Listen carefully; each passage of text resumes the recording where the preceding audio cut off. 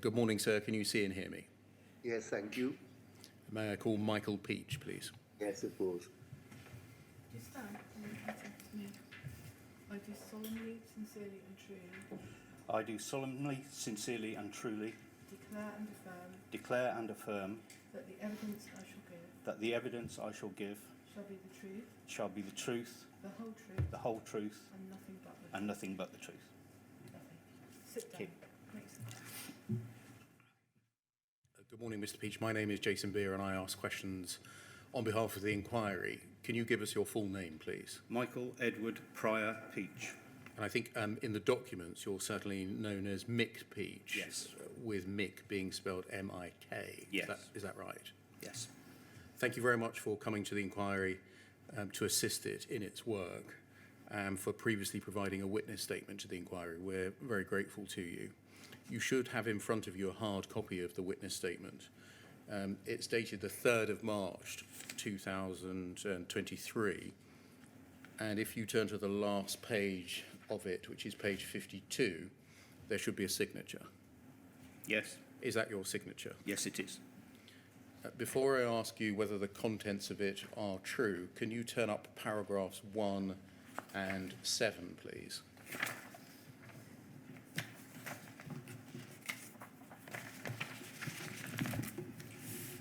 In paragraph 1, second sentence, you say, I left Fujitsu in September 2009. And in paragraph 7, second sentence, you say, I held this role until I left Fujitsu on the 30th of September 2009. Is there a correction that you would like to make to those two sentences? Yes, there is. I now, having reviewed documents from last week, believe that I did not actually leave until December 2009. And is that because we have shown you some, amongst other things, some emails with your name on it that post-date September 2009? That's correct. And I think you heard the evidence of Mr. Parker the other day. I did. Thank you. I think there's another issue of emphasis that you've raised later in the witness statement. I won't get you to make the correction now. We'll deal with that in due course. Understood. But subject to those points, are the contents of this witness statement true to the best of your knowledge and belief? Yes, they are. Thank you very much. For the purpose of the transcript, the URN is WITN 0451 0100. Can I start, please, with your professional experience, career and qualifications? Do you have any professional qualifications that are relevant to the issues that we're to discuss today in your evidence? No. I think you joined ICL, as it was then known, in 1980, is that right? That's correct. And having worked there for 17 years, you joined the Pathway project, or Pathway, as it was then known, in 1997, is that right? Yes, I did. And you joined as manager of the SSC, Yes. a role which you occupied for 12 or so years until you left in December 2009. Yes. When you were manager of the SSC, did the person to whom you reported remain the same over that 12-year period? No. Was the identity of their role the same, i.e. their job function? No. Or did that change? That changed as well. Can you tell us first by job function and then by name, if you can remember it, who the relevant report was? Initially, I reported to Stephen Muckow, who was Customer Service Director. At later times, I reported to the Support Services Manager, who they reported to the Customer Service Director. And who was the Support Services Manager? There were a number: Peter Burden, Karl Marks, Andy Hall, Naomi Elliott, at which point I've run out. So there were more. Okay. And can you remember roughly in the 12-year period when the changeover occurred from when you were reporting straight into a director and then when there was somebody who was between you and a director? The first change occurred under Stephen Muckow, so it would have been round about 1999, there were times at later dates when the structure changed and I reported to the CS director, other times when I reported to the support services manager. So it wasn't a consistent move down the organisation. It was move down, move up, move down, move up. I see, I understand. How many staff did you manage in the SSC? Initially 6, later moving to between 25 and 30. We've heard that there was a flat reporting structure with everyone reporting to you. Is that accurate? That's correct. I think, however, Mr. Parker, Steve Parker, was nominally your deputy, and in particular, he deputised for you when you were away. Is that also correct? That's correct. Did he perform any other roles as deputy manager? Not that I can think of. Can we look at the role of the SSC, please? We've heard a lot of evidence about this already, so I'm going to take things relatively briefly. And can we do so through a document, FUJ 2011 994?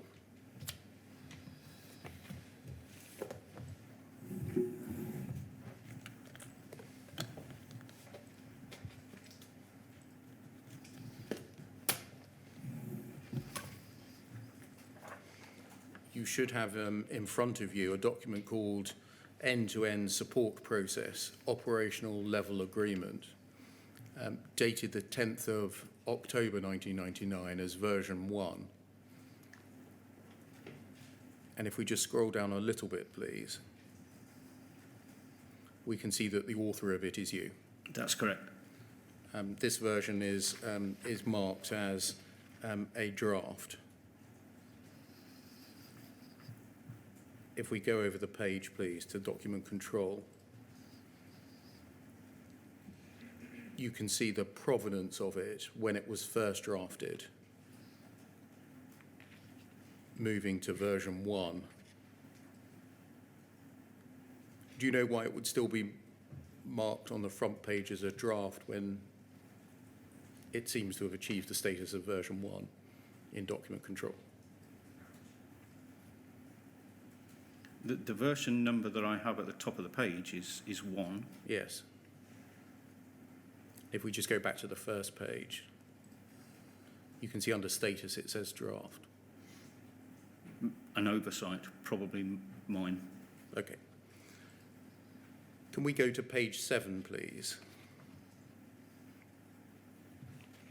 And this section of the document sets out the responsibilities, I think, of the first and second line support up to the third line support. Is that right? That's correct. So HSH and SMC obligations up to SSC, third line obligation. Yep. And if we just go down, please, to D, the responsibility is said to be to, for those 2 lines of support, to filter all calls for which the problem is already known to the support community and for which a resolution is already known or has been generated. In this context, the term resolution can take a number of forms, including the statement that the problem is resolved in release XXX of the Horizon solution. There's a documented workaround for the problem. The documentation relating to that part of the system is under review or being changed.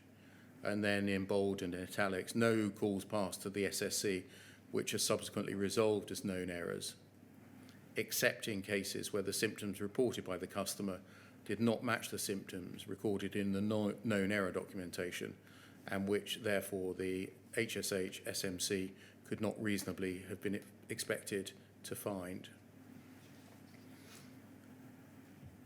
Could you explain what this direction is to the first and second lines of support, please? The structure of the SSC and its function meant that we were supposed to receive from second line only the first instance of a new software problem. The targets throughout this document were aimed at the HSH and SMC to ensure that they did not overload the SSC with calls that they could have filtered themselves. And so was this a direction given to them from the very start to reduce calls related to so-called unknown errors from being diverted and escalated to the SSC and then through to fourth line support? That was the intention of the document. I don't think I would use the term from the very start because HSH and SMC existed before I joined, but the exact relationship and targets placed on them were not there until I wrote this document. I see. And so why did you introduce this? I think it was the first job that Stephen Muckow gave me to do when I arrived was you need to sort out the relationship between the 4 lines of support. I based this document on previous experience of supporting VME systems in order to make sure that the SSC weren't overloaded. Before we proceed, can I just check, sir, that your camera is working? You appear to have disappeared from our screen.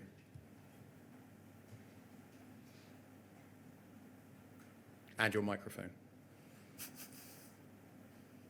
I think I probably mute myself generally and inadvertently stop the video. Sorry about that. Yes, I think that's what happened, sir. Thank you. Mr. Peach, what was the reason, as you understood it, that Mr. Muckow said you needed to sort out the relationship between the 4 tiers of support?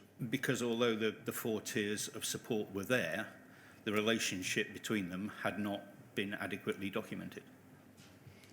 Was it working adequately? There was no live system at that time, and my impression was clearly not. And why was it your impression that it wasn't working adequately? Because there was no document such as this that defined the relationship between the lines of support. Was this issue, the passing of calls inappropriately from lines 1 and 2 to line 3, an issue that remained over the duration of your time as manager of the SSC? No, it improved greatly as first and second line became better trained, properly staffed, and as the SSC got more experience with the system. In that period of 12 or so years, were you aware of any inappropriate pressure being placed on first and second line support not to pass calls on to third line support? No, I was not aware of such pressure. Can we move on a little bit, please, to FUJ 2012-0446?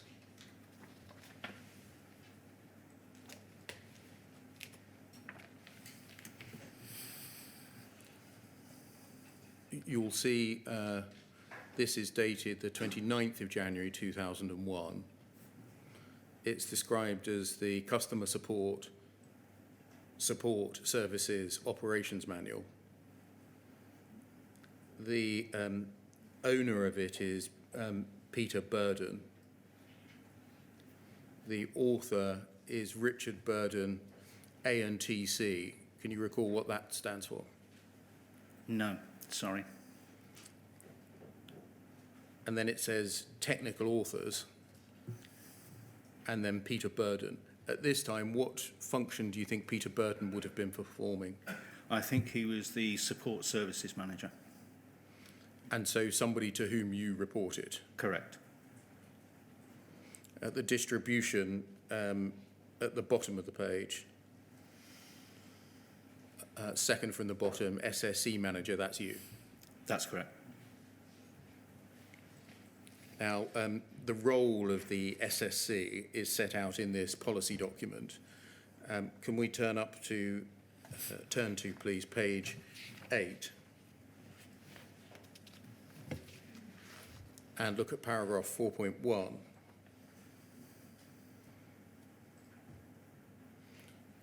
The principles by which the SSC operates are documented in end-to-end support process operational level agreement. I think that's the document we just looked at. Yes. The reference CSFSP 006 is the document that we looked at, which defines the responsibilities of the 4 levels of support towards each other.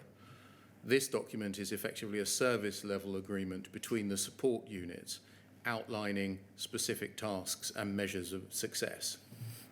The aim of the SSC is to provide a support capability to Pathway that resolves technical problems in the minimum time and with a minimum amount of disruption to the service.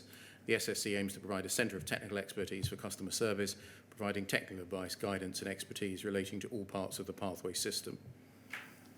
Specifically, the SSC has responsibilities to first and second and fourth line support.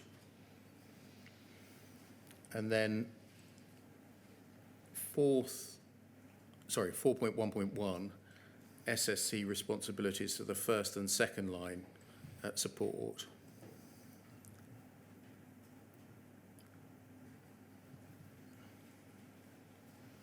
If we can expand that to show all 13 obligations.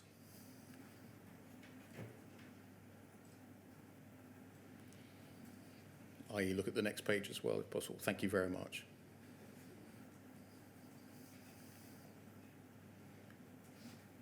You can see that there are 13 or so obligations set out, imposed on the SSC down to first and second line support.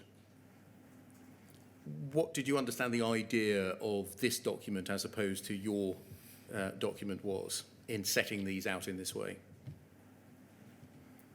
My recollection is that this document was a services manual for the whole of customer service, and that the CSFSP 6, so the previous document that we looked at, formed the basis of the SSC part of the CS operations manual. So this is looking at all 4 lines of support. This document is the services manual for customer service. So it's not just the SSC, it's the other units within customer service who had their own obligations to other people. So this is basically collating all of those into one document. You see obligation number 5 is to ensure that the incident is resolved within the total time allowed by the contract between the customer and Pathway. Yes. Were there written service level agreements regulating the work of the SSC, setting out times, volumes, and other metrics? No. As far as I'm aware, there were no SLAs or SLTs in the contract that related to the resolution of software problems. Most of the SLAs and SLTs related to hardware issues and network. So what does this obligation mean then? For me, it meant try and keep the SSC on track with the obligations which were stated in the previous document. But in terms of obligations to the customer in the contract, it has no meaning. Do you know why it's there if it has no meaning? Only because I believe it was extracted from the previous document as one of the SSC's obligations. The previous document being the one we looked at? Yes. The one that you drafted? Yes. And why did you therefore include something in a document that had no meaning? I didn't write this document. I will have reviewed it, but I didn't write it. I think it's probably a common clause that would have included the other units that did have SLAs and SLTs attached to them. This is taking the reader and therefore taking the SSC back to the contract as a measure of progress, performance or success, isn't it? It is. But you're saying, in fact, to your knowledge, the contract didn't contain such a measure? Not for the resolution of software calls, no. Were there SLAs in respect of the responsiveness of the HSH or the SMC? Yes, there were. Do you know why there wasn't an equivalent for the SSC? No, for certain, no. I believe, however, that most of the SLAs and SLTs related to hardware, so there were specific times for engineers to visit post offices to replace counters, etc. But I think it was always accepted that when it came to software problems, any code fix would require extensive testing before it was released to the live estate, and would generally be included in either a maintenance or a major release. Can we look at obligation 7, please? To create and maintain a register of known deficiencies within the pathway system and the solution to these problems where known. And 8, allow the HSH and SMC access to this register so they can fulfill their function of filtering out known errors. Does this essentially describe the KEL system? Yes, it does. Was the design and creation of KEL the response to obligation 7, essentially? Yes. Or the manifestation of obligation Yes, it 7? was. Did both first and second line support have access to the KEL system? Yes, they did.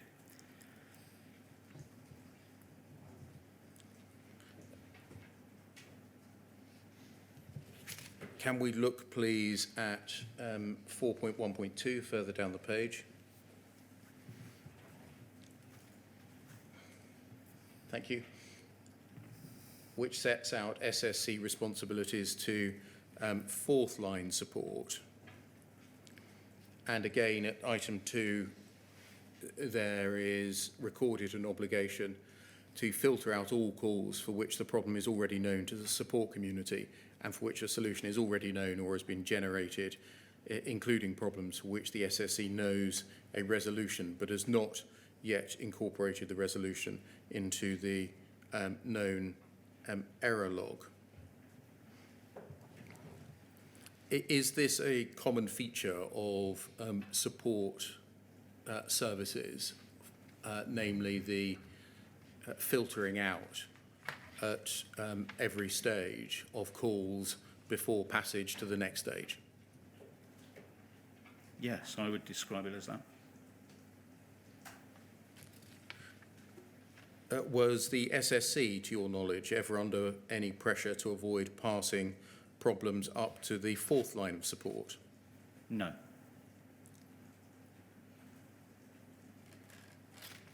If an issue was resolved under existing KEL guidance, or an existing KEL, or if a problem was referred to the SSC with insufficient evidence, would that be sent to fourth line support for investigation?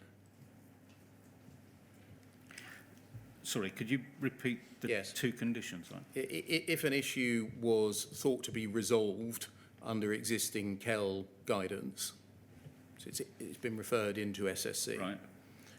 Or if the issue had insufficient evidence of a system problem, would that be referred to fourth line support for further investigation? It certainly could be if the Kell was believed to not actually fix the problem. There was no restrictions placed on any call that we could send to fourth line. I mean, if we believed there was still an underlying issue and it was a code problem, then we would send it to fourth line, regardless of what other documentation was there. You said that document can come down now. You said that if we believed that it was a code problem, Yeah. if there was no evidence of a code problem, what would happen then?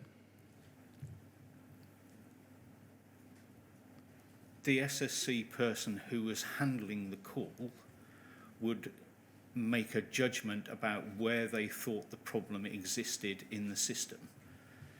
If it was possible that it was a code problem, then it would still go to fourth line. If it was likely to have been a hardware problem, it would have gone back to the SMC and so on. Would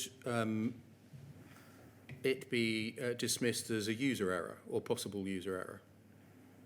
It would not be dismissed as a user error, but it's certainly possible that the SSC staff member could have said, I believe on the balance of probability this is most likely to be a user error. Actually, the term we tended to use was possible user error, not this is a user error. In what you've just said there, you've used on the balance of probabilities, Yeah. it is a user error. Yeah. And it is possible that it is a user error. Yeah. That there's a difference. Do you recognise that there's a difference between those? Yes, I do. To what level of satisfaction did an SSC diagnostician need to be satisfied in order to attribute the code user error to a problem? I could not quote you a percentage on that. I mean, they would need to be fairly certain before passing it back as a user error, as they would need to be fairly certain that something was a code error to pass it through to fourth line. I mean, if they were uncertain, they would gather more evidence and diagnose it properly.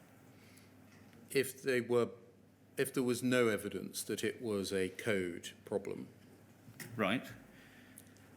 would that cause them to say possible user error referred back to the sub-postmaster for more information? Yes, that's certainly possible. And what further information, I realise we're talking at a theoretical level at the moment without a practical example, what kind of further information would you expect a sub-postmaster to provide? Recollection of what it was that they had done prior to reporting the error. It's a very difficult area because there was not sufficient diagnostic capability on the counters to examine exactly what the postmaster had done. So whilst the SSC could take all of the evidence and put it through code or utilities that SSC staff had produced in order to check the code, what we could never do was find out precisely what the postmaster had done on the counter. And you said that there wasn't a sufficient diagnostic facility at the counter level. That's correct. Can you just explain what you mean by that? A log of keystrokes performed on the counter would have been useful in a number of cases. And can you explain to us what you mean, because we've heard different descriptions of what a keystroke log means, what you mean by a keystroke log? A log of every key depression or screen touch that had taken place on the counter. And was it your understanding that that did not exist at all? During the time that I was SSC manager, I don't believe it existed. What was the greatest level of scrutiny you could give to the what had occurred at a counter level? The riposte message store, and there were 3 or 4 log files that were kept on the counter. Their exact contents I couldn't tell you. I've described those as in the past as recording when a transaction occurred or when you committed something to a stack. Yeah. That may be imprecise language. Using your language, what would you say those message stores and files recorded? The message stores recorded all of the transactions done by the riposte software, and there may well have been a number of other things that I probably never knew. There were also the NT event logs, which is when an application or indeed the Microsoft software writes to a log. There were, I believe, at least 1, possibly 2 others. PS standard log rings a bell, but the contents I couldn't tell you. Do you remember something called the POC log? Only because I heard it mentioned when Anne Chambers gave evidence to this inquiry. Have you got no greater recollection than that? No, and it's way too detailed technically for my knowledge. And so referencing an issue back to, or referring an issue back to a sub-postmaster for the provision of more information and evidence, that was difficult for the sub-postmaster, would that be right? Because they couldn't look at their system and themselves say, the system shows that I did X, Y, and Z. That is correct. If the sub-postmaster couldn't produce any more evidence or information as to what had occurred, would the matter then be, would the peak be closed? The peak would have been closed at the moment that the call went back to SMC and HSH to ask for the further evidence. It would then, if they managed to get the further evidence, would be reopened. I see. So the closure of the call occurred upon reference down. If the sub-postmaster didn't come back to first or second line support, was there any obligation on the SSC to follow the call up? On the SSC, no. Was there any obligation on first or second line support to follow the call up? I don't know HSH and SMC's processes, so I couldn't comment on that. Can I examine, please, moving on a year still further into June 2002 now, and look at poll 50877.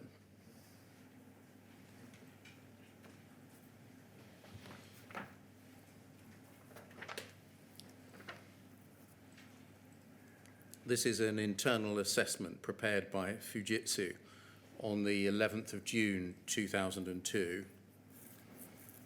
And I think we can see from the second page,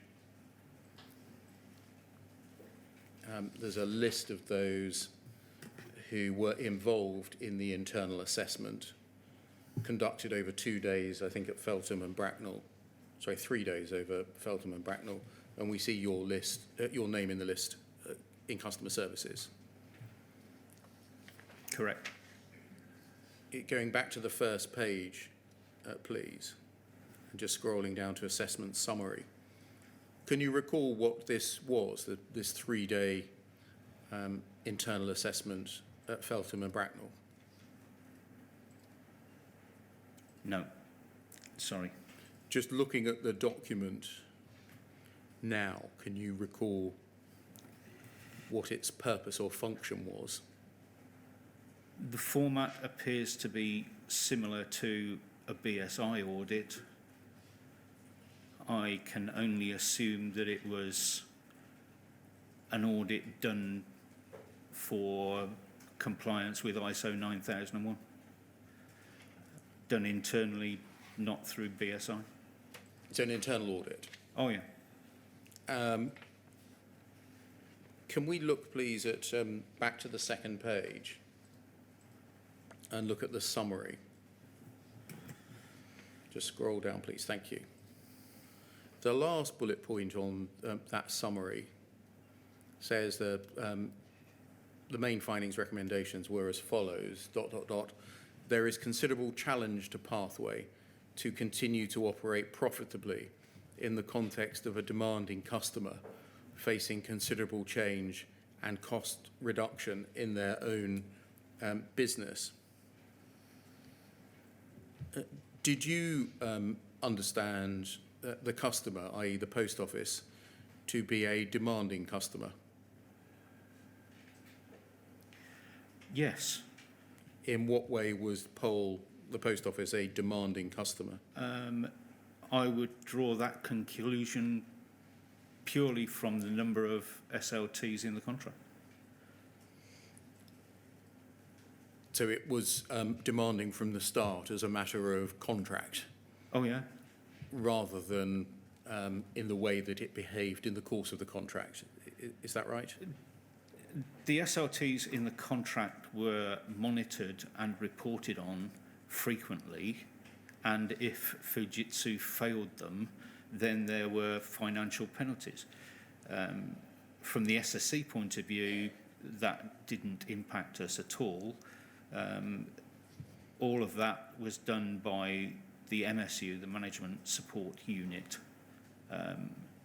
For a while, the Management Support Unit and the SSC both reported to the Support Services Manager, so I was aware that the reviews were taking place because there were monthly management meetings. Within the SSC, were there considerable challenges? With regard to a challenging customer, Yes. no, there were technical challenges associated with each call as it came in. This records a considerable challenge to Pathway to continue to operate profitably. So that's the Horizon system within Fujitsu Yes. being a challenge for it to continue to operate profitably. Did you feel that challenge within the SSC? No. What did you understand this to refer to? I would have taken this to refer to performance against the SLTs in the contract. Were there any SLTs in the contract that impinged on the work of the SSC? The only ones that I can recall were the obligation to pass all transactions through to post office within a certain time period. As I said, there were no SLTs that I was aware of relating to the fixing of software calls. Thank you. That can come down.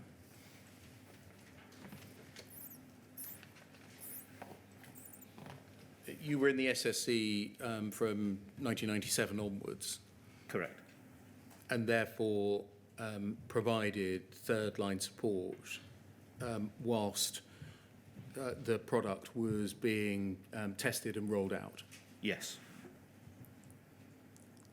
Had you been involved in the testing and or the provision of line support when other projects had been tested and rolled out? Are you referring to my previous time in ICL? Yes.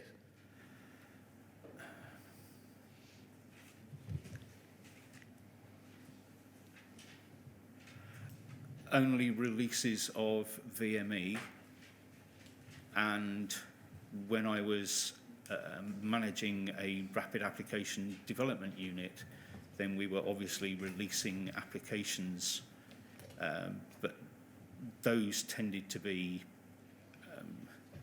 very small, 10 or more users, certainly not 37,000 users. So nothing of this scale. No.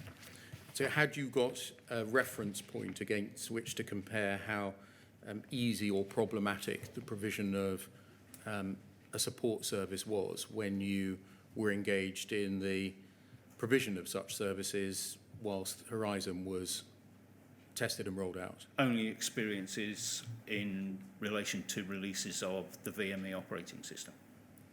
What was your experience, speaking in general terms, of the provision of third line support when Horizon was being tested and rolled out? So speaking between 97 and say mid-2000. Sorry, could you explain Yes. what you meant by that? Yes.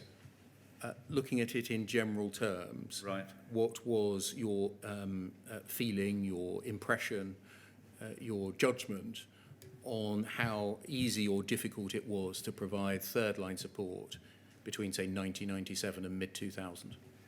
Initially hard, lots of inexperience in first and second line of support, and indeed with postmasters using a completely new system, becoming progressively easier as the different lines of support became more experienced and the KEL system was populated. By mid-2000, was everything running smoothly? I think mid-2000, the rollout had not been completed. I'm not certain when the rollout was completed. Take it by reference to the end of the rollout period then. At the end of the rollout period, it was already beginning to become easier. Did you have a view as to the robustness and reliability of the Horizon system by the end of rollout? That's very difficult for somebody working in support to answer. Nobody ever phones you to tell you the system's working properly. Sorry, can you say that sentence again, please? Nobody ever phones you to tell you the system is working properly. You are constantly phoned when it's not. So you obviously get a fairly jaundiced view. Having said that, I would have described it as generally working the way I would have expected it to work. That sounds very vague, I know, I'm sorry. I don't think I can be more precise. Do you remember Richard Roll? Yes, I do. He worked in the SSC between January 2001 and August 2004. Yeah. So a period of about 3.5 years. And you would have been his manager for the entirety of that period, I would. with Mr. Parker acting as your deputy. Correct. Mr. Roll told the chair that, quote, it was widely accepted that the underlying or root cause, that was with problems with the system, were that the system was crap. It needed rewriting, but that was never going to happen because the money was not available. The resources were not available to do so. In that period, would you say that that was a common view, that the system was crap? No. Was it widely accepted within the SSC that the system was crap and needed rewriting? No. I think what Richard failed to understand that was by the time that the code gets to the live estate, it has already been through extensive testing and acceptance formally by Post Office. So essentially, from the point of view of the support teams, that's the code. There is no point in saying, I want this completely rewritten, because it's already been through testing and an acceptance process. What about if it's gone through the testing and acceptance process and things have been papered over and a decision has been made to proceed with a system that is riddled with faults? I would not use the term riddled with faults. The acceptance criteria as specified between development testing teams and the customer would indicate that you do not take the product to live based on a number of criteria. And those criteria would be things like no more than N A priority calls outstanding, X B priority calls, etc. So it would not, in my opinion, be, quote, crap when it went out to the live estate. Are you Obviously- saying that because a system has been accepted, it cannot have faults? No, I'm saying that because it has been accepted, the number of acceptable faults as agreed between Fujitsu and the customer would have been defined. Obviously, when it goes out to the live estate, it has faults. What if the Software has faults? I'm sorry, what if the customer had decided to rewrite the acceptance criteria a number of times to progressively allow more and more faults to be present in the system because there was pressure on the customer to move to acceptance?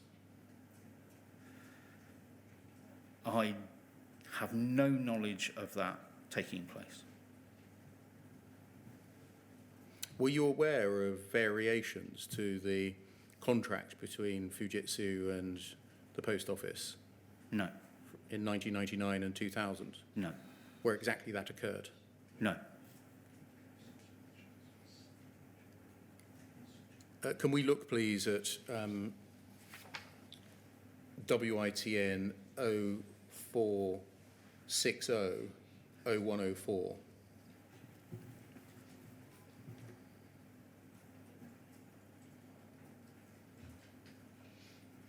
Thank you. This is a document that you weren't copied in on or were not an author nor a reviewer. It's dated the 10th of May 2000, and you'll see from the abstract it presents the observations and recommendations resulting from an internal audit along with agreed corrective action, the action owner, and the date by which the action is to be complete. And if we go to page 9, please. You'll see in the top left-hand box against the reference 4.2.1, it is recorded that the audit identified that the EPOS continues to be unstable. Pinnacle evidence illustrated the numbers of Pinnacles raised since the 1998 task force and the rate of their being raised. The EPOS Solutions report made specific recommendations to consider the redesign and rewrite of EPOS in part or in whole to address the then known shortcomings in the light of the continued evidence of poor product quality. These recommendations should be reconsidered.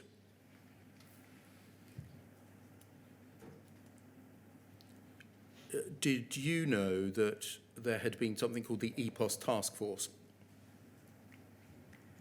No,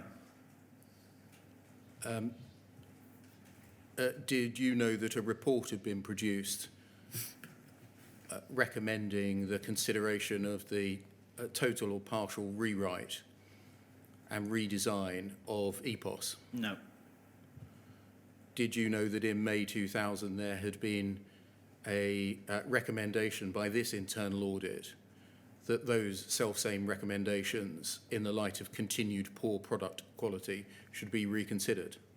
no, Are those facts and matters of which you ought to have known? I don't think so. From what I can see from this document, it's an internal discussion between development and testing as to the state of the product before it goes to the live estate. I would not have been involved in any decisions that were taken on this, nor would have I expected to be. Did, after this time, May 2000, you find within third line support a preponderance of problems with EPOS?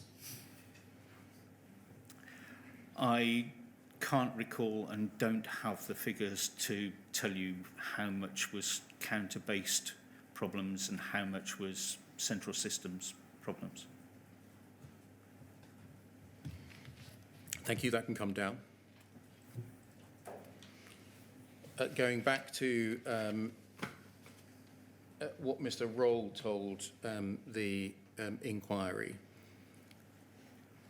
he said that rather than a redesign and rewrite,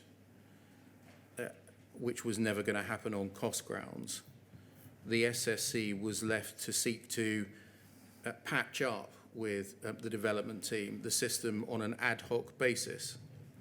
Is that accurate? I don't agree with Richard's comments.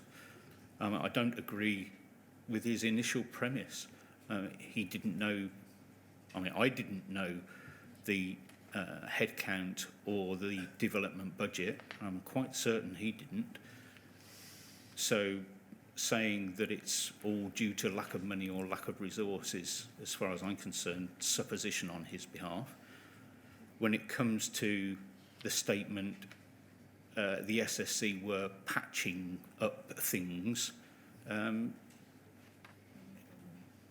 examining the cause of problems and fixing them is what the support team did.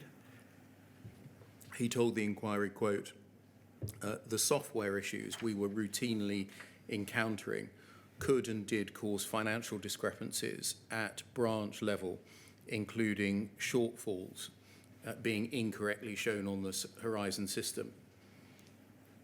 Does that accord with your recollection? There were certainly bugs in the system that could cause those symptoms, yes. He told us that the Horizon cash accounts were, in his words, pretty ropey, and that he told you that, adding, surely these should be rewritten. And you agreed with him and said, yes, but it's never going to happen. Is that accurate? I don't recall that conversation at all.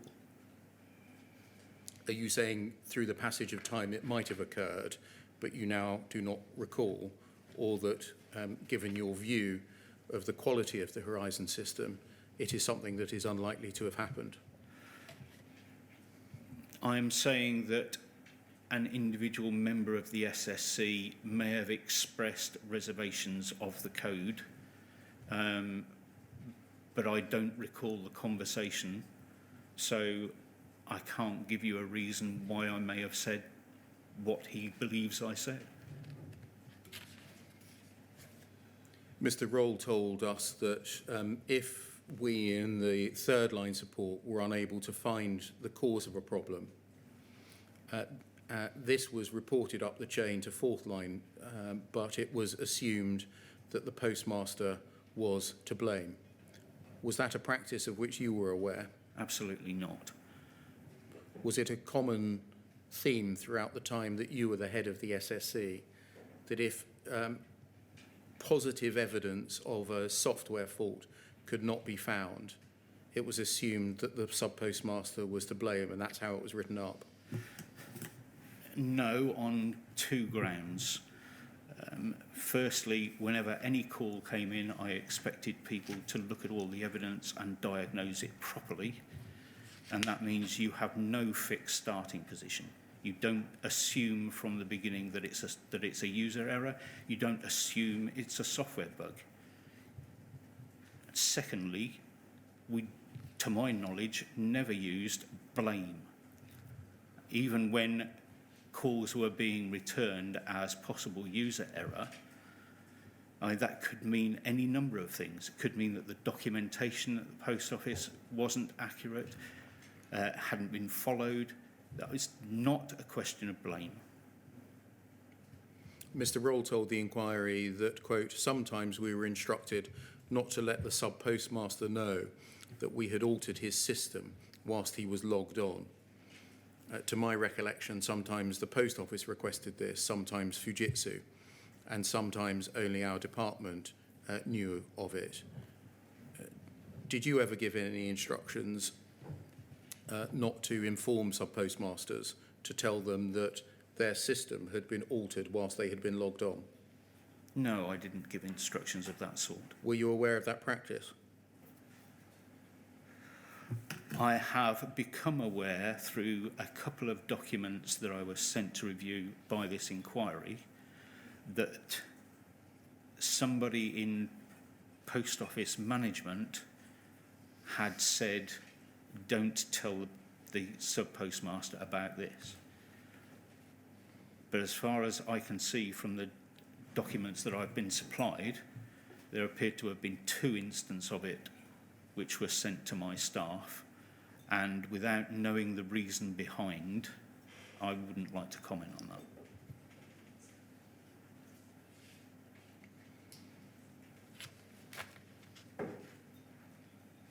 Mr. Roll told the inquiry, and I'm afraid this is a long quote, I recall one particular case where branch data was not being replicated from a mobile post office correctly, and it appeared that the sub-postmistress was turning off the power mid-transaction.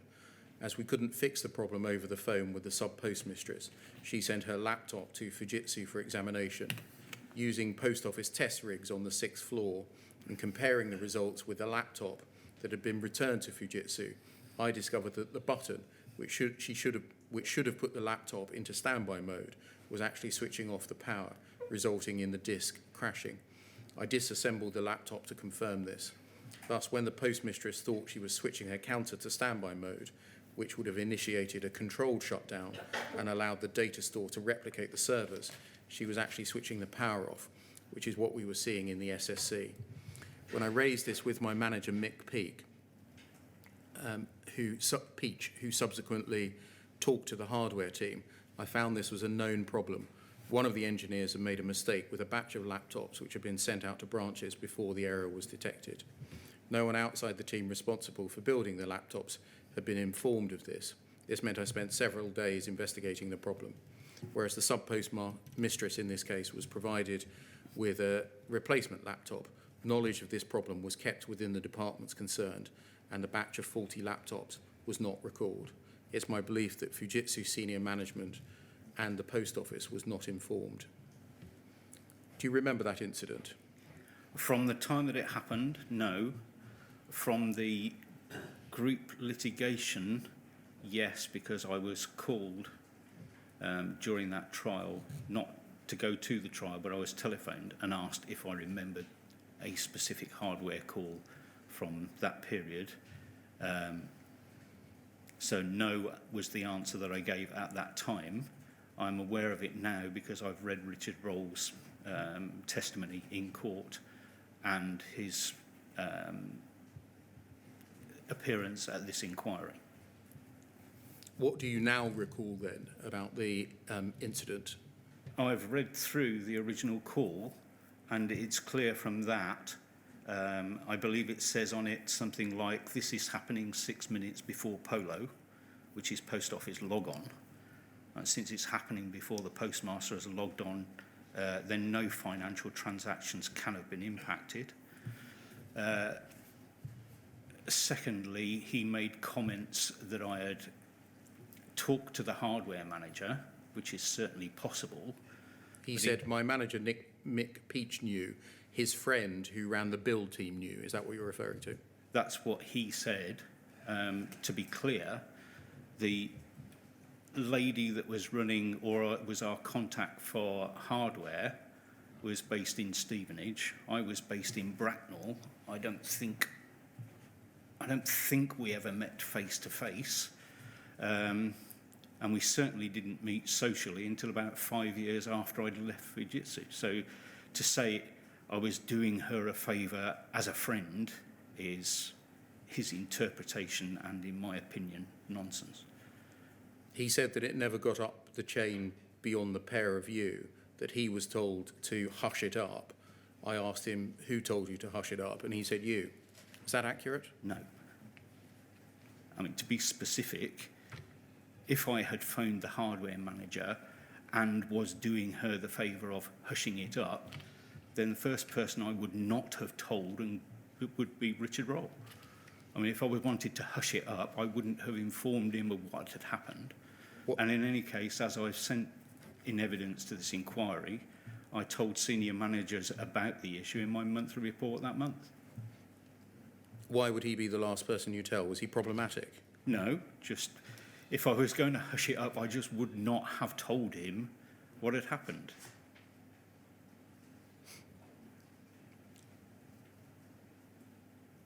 Can we turn, please, to FUJ 308 7994?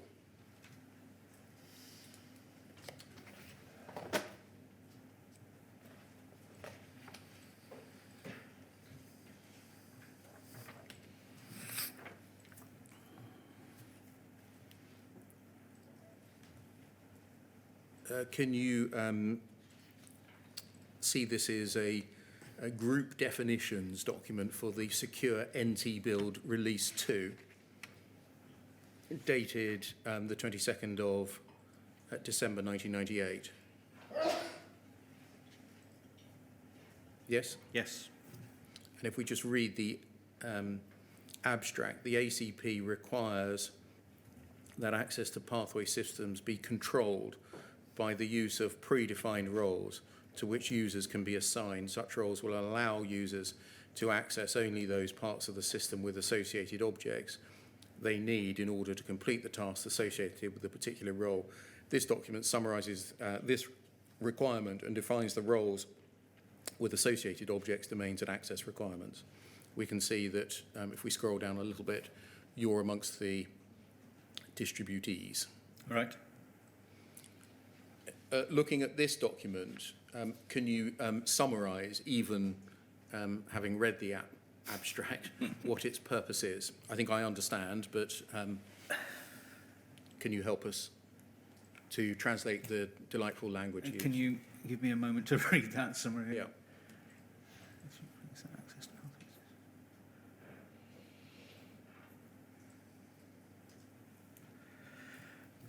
Okay, as I understand it, it is a way of setting up Windows NT systems with defined roles, each of which will have defined access to the system, and how the setup of those roles should be achieved. So it's a means of writing into the system limitations on the access rights of users. Correct. Permissions, one might call it. Indeed.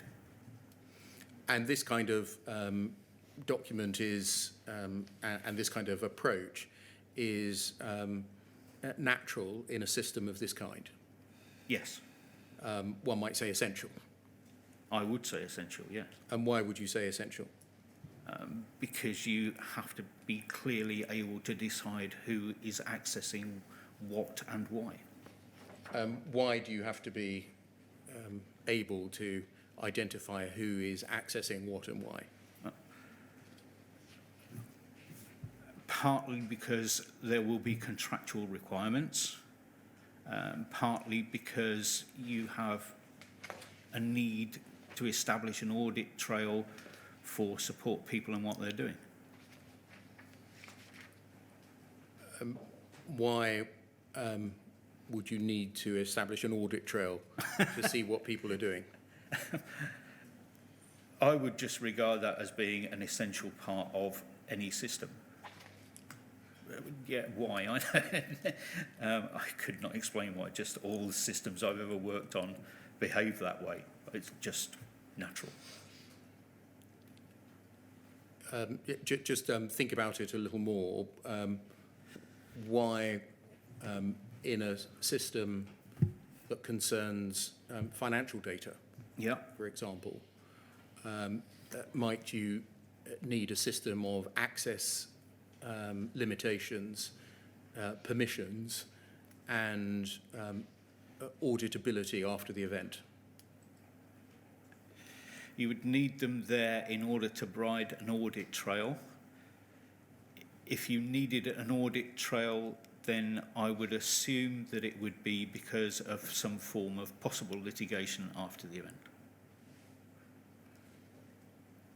And what would you have in mind there, some litigation after the event? I really can't answer that. Speaking generally of your first couple of years, Yeah. maybe even further, maybe into 2000, 2001, 2002, were you aware that the financial data produced by Horizon was used as the basis for bringing civil and criminal proceedings against sub-postmasters? No, I was not. When did you first become aware that the Horizon data was used as the foundation for criminal proceedings or civil proceedings? When Anne Chambers went to court in what I subsequently found was the Lee Castleton case. So about 2006. Yeah. Had anyone before then explained to you that one of the reasons why auditability of the system might be essential was for that reason? No.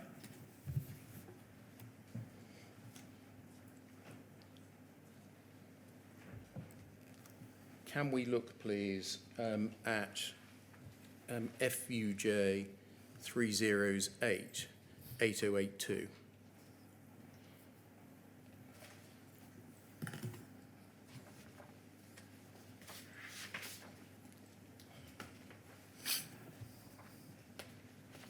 Can you see that this is a document dated 2003? I can. So we've previously looked at Mr. Dalvarez's document of December 98, saying this is what we need to do. These are the access rights and permissions that need to be written in, and these are the reasons why they need to be written in. Yep. Looking at, again, the abstract of this document, it describes the support and use of OpenSSH. Can you now recall what OpenSSH was? It was a piece of software that provided secure access to the system for the support teams, which was both secure and auditable. And when was it introduced? I'm not certain in terms of dates. I know it was introduced with the network banking release of the Horizon software, because this product required software on all of the counters, as well as in the central systems. Can we look, please, at page 15? And paragraph 7.1.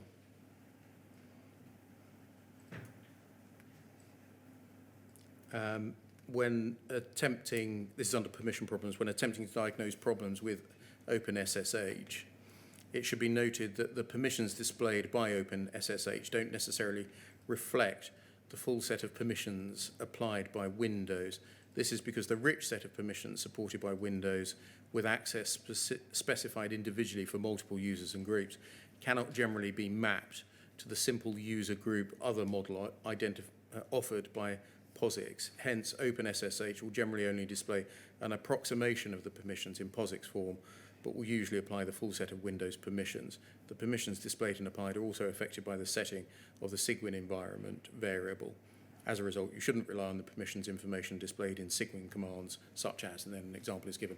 Can you translate what that means, please? No. Most of those terms mean nothing to me at all. That's way too technical for me. Does that reflect that you were a manager and therefore managed people rather than carried out any technical work yourself? I didn't carry out technical work on the Live Horizon system at all, and this sort of document, had I received it for review, I would have passed to one of my technical staff. We saw on the front page that it was distributed to you. Right. And you were a mandatory review authority. Yep. We can see that from the second page. against your name, perhaps we should just look at it. Page 2, please.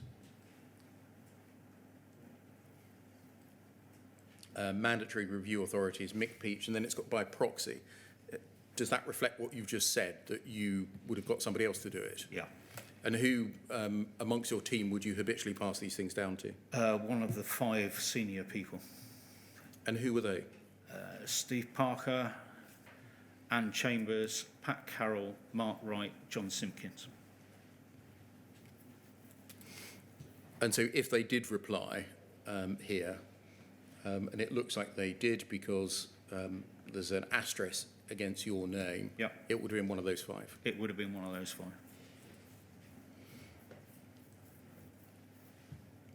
So that's an appropriate moment. I'm about to move to a new topic. I wonder whether we could come back at 25 past, please.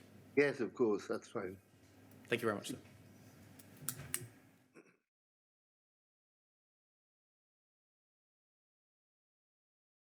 So good morning. Can you see and hear me? Yes, I can, thank you. Thank you. Mr. Peach, can we turn, please, to a passage in your witness statement? It's paragraph 123, which is on page 41.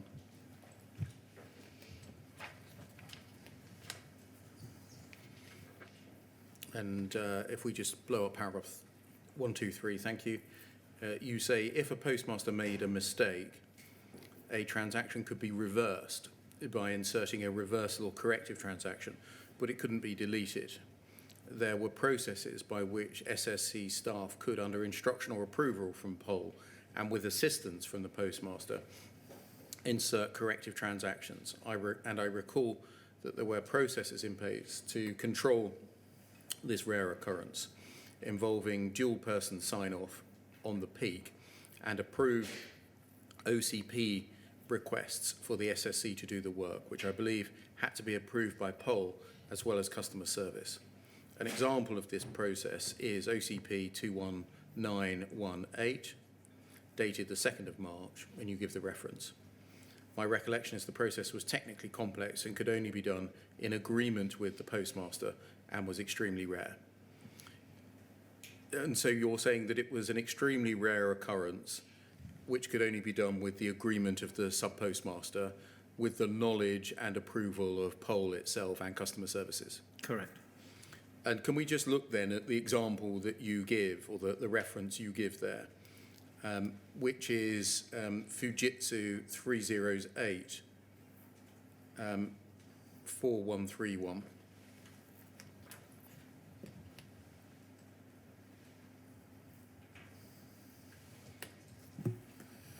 We can see the OCP number that you previously gave, 21918.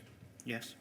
The title of the OCP, insert corrective transactions at branch 38217. And if we can just read through this, we haven't seen many of these before, so I want to use you to look at this. A set of unbalanced SC currency transactions were written in error at branch, and then the numbers given on the 18th of February. A set of equal but opposite transactions is to be inserted to undo the effects. Justification enables the branch to balance correctly, and data in POL FS will also be correct. The date when it's going to be done by is set out. Extra detail tested within SSC and proved to generate a further receipts and payments mismatch, which negates the first, and also again to negate the loss of just under £1,000 caused by the problem and currently outstanding at the branch. The gain may not be precisely the same as the original loss because of variations in the exchange rates. POL, Julie, Edgley have already agreed to the change in an email attached to, and then the peak number is given, yes? Yes. Regression, this change cannot be regressed, and then further down.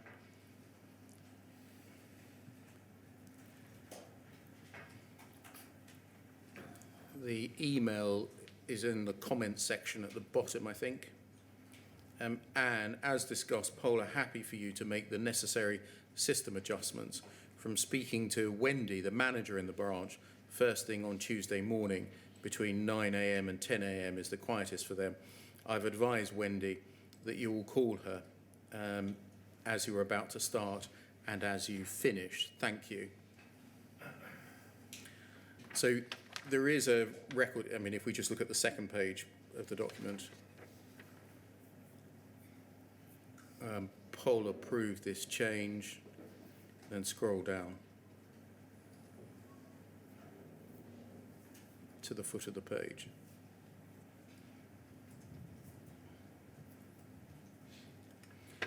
So there is a record in there that Julie, that's Julie Edgley, who was a live service assistant in Pol's service delivery, had spoken to the subpost mistress. Yeah. And there is a record, therefore, that Pol had agreed to the change. Correct. And was that always the case? I can't recall any occurrences where it was not. Was it always supposed to be the case? Absolutely. And who would write this document? The OCP. This OCP, I'm not sure what Gabby Reynolds' exact position was at that time, but she would be the liaison between Post Office and the SSC. So she would be acting effectively as a problem manager for this instance. She was a Fujitsu employee. Yes, she was. I'm not. Could we go back up? Yeah, to page 1, please. Yeah. And look at the bottom half of the page.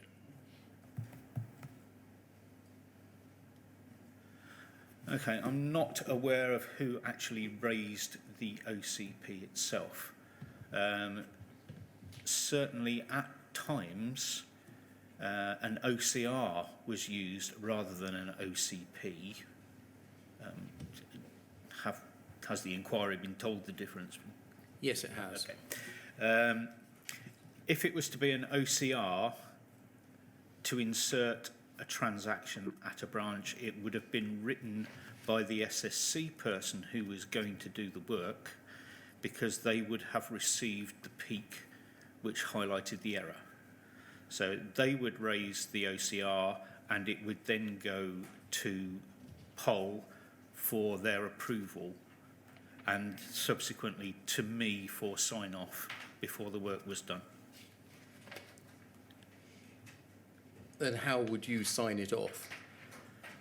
My recollection is there was electronically on the form, just by sitting at my PC and putting my name in. Just go to the foot of page 2, please.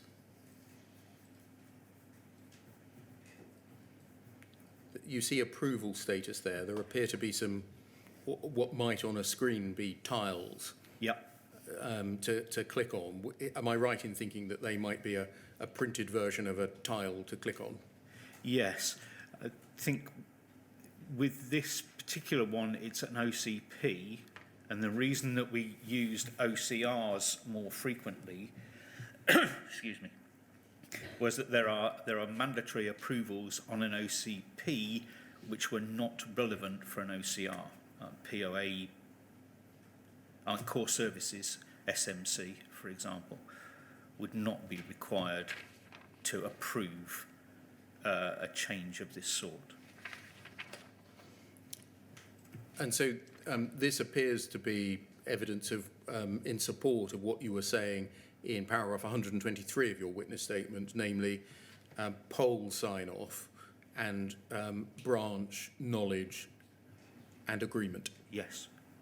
Could we look at FUJ 308 7194, please?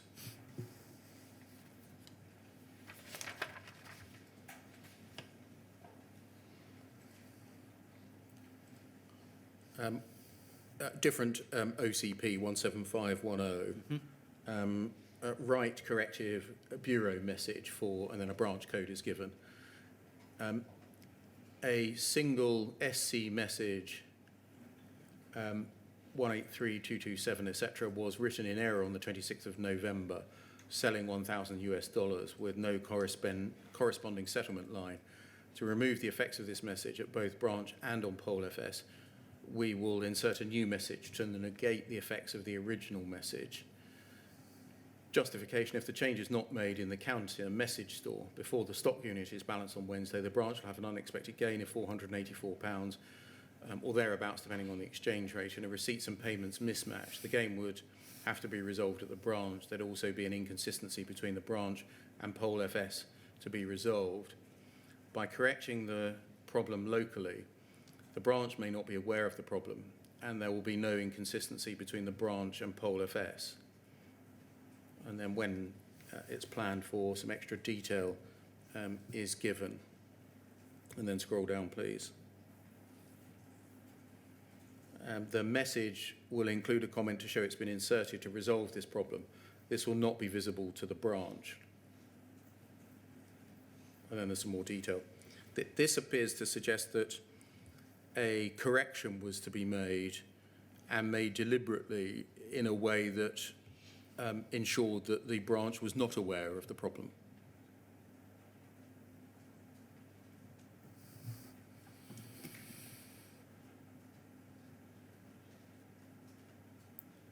I'm not convinced that the wording of that means that the branch were not aware there was a problem. Certainly, Pole, as is stated there, were aware of the problem. Yes, I'm focusing on the branch. Okay.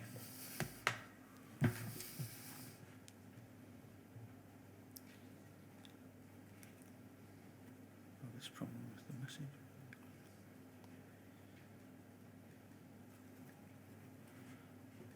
Okay, I don't think it's clear from the wording whether the problem was not visible to the branch or whether the comment that would be inserted into the message would not be visible to the branch.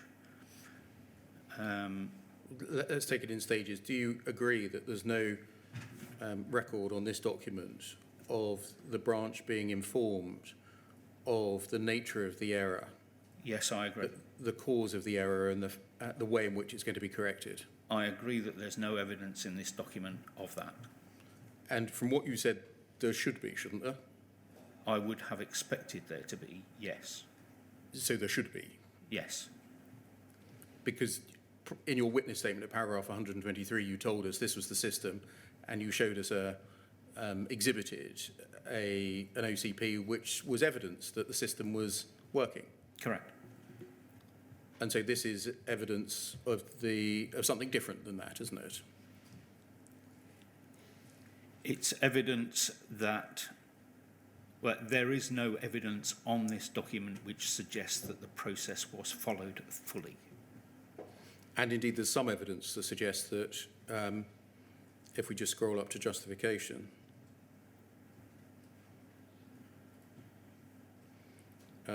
last line of justification: by correcting the problem locally, the branch may not be aware of the problem. I agree. And under extra detail, second paragraph, the message will include a comment to show it's been inserted to resolve this problem. This will not be visible to the branch. Can you think of reasons for recording the fact that the branch will not be aware of the problem and the message to correct the problem will not be visible to the branch? Why would it be important to record those? I don't have an explanation for that. Might it be seen that they were positives? It's a good thing that the branch won't be told and can't see. In my opinion, whether or not the branch would know that they had a problem is not a reason for not telling them. Did that make sense? Was that? Yes, yeah, I understood it, but that's an answer to a different question. I'm asking why somebody would record in two places on this OCP. I don't have an explanation for that.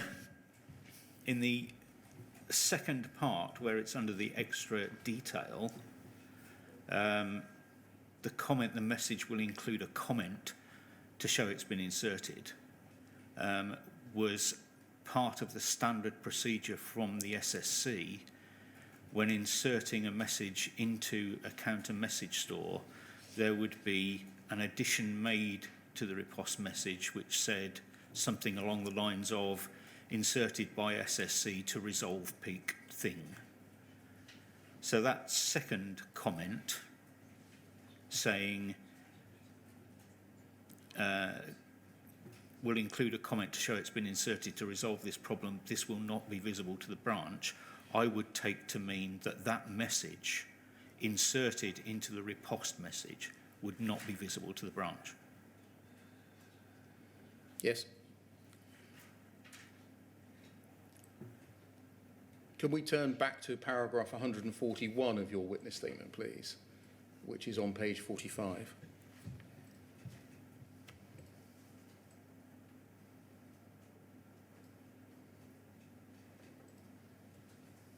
So bottom half of the page, thank you. You say the purpose of the system outline design, this is a document I took you to earlier, seems to be to specify a tool set for different support units to enable them to continue to support the systems and to be fully auditable. The system outline design resulted in the use of SSH software, which was fully auditable, I believe, via the audit servers, which were not accessible by the SSC. In that last sentence there, you say that the SSH software was fully auditable. Yeah. In what respect or respects was it fully auditable? The SSC would log into the secure access servers in the data centres, and that was the sole route down to counters. On the secure access servers, every keystroke that was typed on the SSC workstation was recorded in a file, and then I believe that file was sent down to the audit servers. So effectively every keystroke on every SSC workstation was recorded. And so there was a full keystroke record when members of the SSC used the SSH software? Yes, absolutely. And you said that you believe it was sent down to audit, is that right? Yes. Automatically sent down to audit? Yes. Or periodically? Don't know the exact mechanism. I just remember seeing a design document that said the files are held on the SAS servers and then transferred to audit.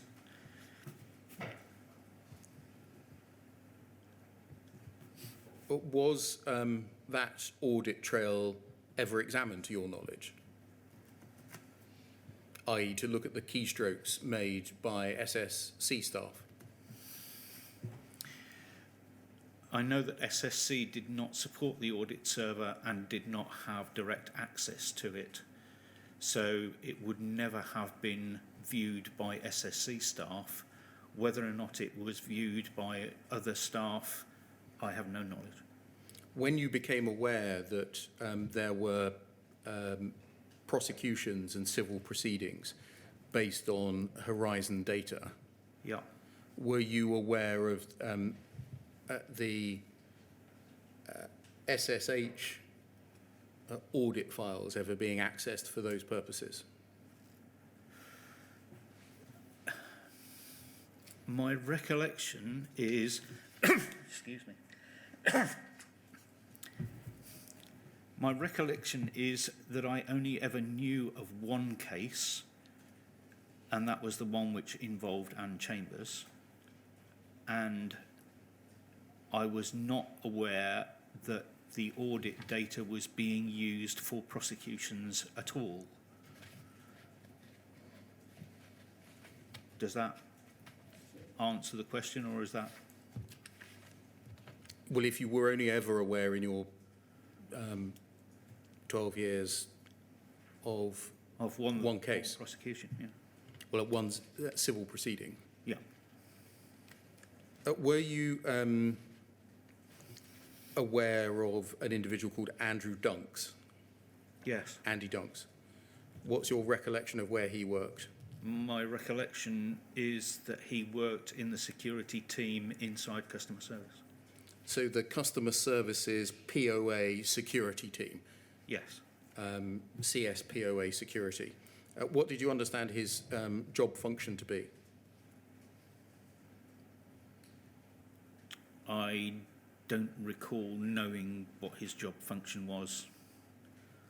We understand that he was said to be the cryptographic key manager. Does that ring any bells? Yes, in addition to not having access to the audit server, SSC did not have access to a key management server,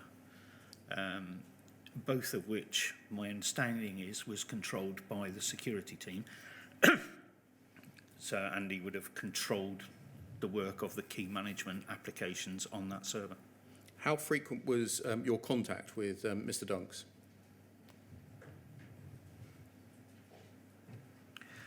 Difficult to say. My recollection says perhaps once a month. Were you aware that Mr. Dunks had contacts with members of the SSC? Yes. And what was the nature and content of such contact, the purpose of it? I don't remember. How frequently would Mr. Dunks be in contact with members of your team? And that would be, to my recollection, once, twice a month. And you didn't know what they were talking about or exchanging emails or other communications about? Not that I recall. I recall that the key management server was kept in a locked room inside the secure area in the SSC, and therefore, whenever Andy had to do some work on that server, somebody would have to let him into the secure area. We've heard from Mr. Dunks that he produced written witness statements, so evidence, Right? in written witness statements and exhibits to those witness statements for the purposes of taking criminal proceedings against sub-postmasters. You understand? I understand. Did you know in your decade or so of working in the SSC that that was part of his job? I knew that there was a function inside the security team which was litigation support. I don't recall ever associating that function with Andy Dunks. What did you understand litigation support did? My understanding of that, which is very limited, was that they were there to, in my mind, protect customer service from possible litigation from outside. I was not aware that they were acting in prosecutions of postmasters. So that you didn't know they were supporting litigation rather than defending against litigation? I don't think I ever thought of it in those terms. In any event, we've heard from Mr. Dunks that he produced witness evidence and exhibits for the purposes of criminal proceedings against many sub-postmasters and mistresses. You didn't know that that was his job or part of his job?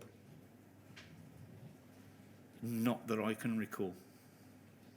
I think it follows that you wouldn't know why he, the crypto key manager, had been selected to be the witness that produced evidence against sub-postmasters. Him specifically, no, but he would have been one of the few people that had access to the audit servers. So, as a function of the security team, I can understand it, but I would not have associated it with one individual. You referred to one of the few people that would have had access to the audit servers. Yeah. What are you referring to as the audit servers there? The audit servers were holding data from the system, which I believe included data from Riposte and from all the SSC workstations. I didn't really get involved with what the function of that server was because SSC were not allowed to touch it and we didn't support it. I think it follows that you didn't know that Mr. Dunks was providing witness statements for the purposes of prosecutions that made assertions, the witness statements, that were in part based on conversations that he was having with members of your team. No, I don't recall anything of that sort. He told the inquiry that when he received a request for evidence, he would speak to a member of your team, quote, to get them to give a clear understanding so I could make my judgment on that particular call. And so he was making a judgment on whether the content of a call made by a sub-postmaster or mistress could or could not explain the shortfall for which the sub-postmaster was being prosecuted. You understand? I understand. He called this his due diligence exercise, that he was speaking to members of your team to get their help in explaining what calls meant and whether or not the content of the call could explain away the shortfall on which the sub-postmaster was being prosecuted. Understand? I understand. I understand why Andy would have come to members of the SSC for technical advice on a call and what the riposte messages meant. I don't recall ever being aware that that was going to be used in any form of litigation. Why would you know that he would be coming to members of your team to ask for an explanation of what the content of calls meant? Because they were the technical expert on the contents of the calls. Do you know why they weren't being asked to provide evidence on the technical, on the basis of the technical expertise that they had of what had happened, rather than Mr. Dunk, who performed a different function, crypto key manager, being asked to provide witness statements on the basis of unrecorded and undocumented conversations with members of your staff? No. I mean, as I said earlier on, during my time as SSC manager, I was only aware of the one case. So this was going on below the surface without you ever knowing about it? I cannot recall ever knowing about it, and I'm not certain that the SSC staff members would have been aware of why they were being asked about the calls.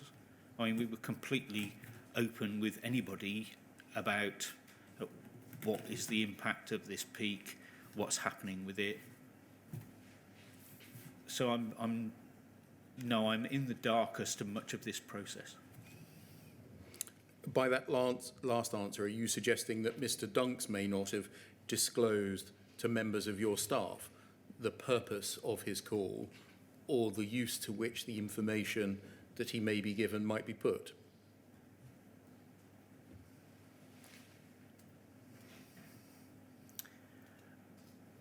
I am not certain that whatever was being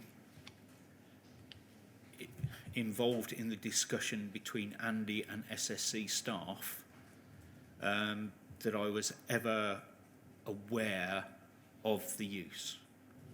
I don't wish to ascribe responsibility to that to Andy Dunks not telling SSC staff or SSC staff not telling me. I just don't think the subject came up. If you had been aware that Mr. Dunk was conducting what he described as a due diligence exercise in deciding whether or not the call or calls and the content of the call or calls to the SSC could possibly explain away the shortfall for which a sub-postmaster was being prosecuted, presumably you would have looked askance at that.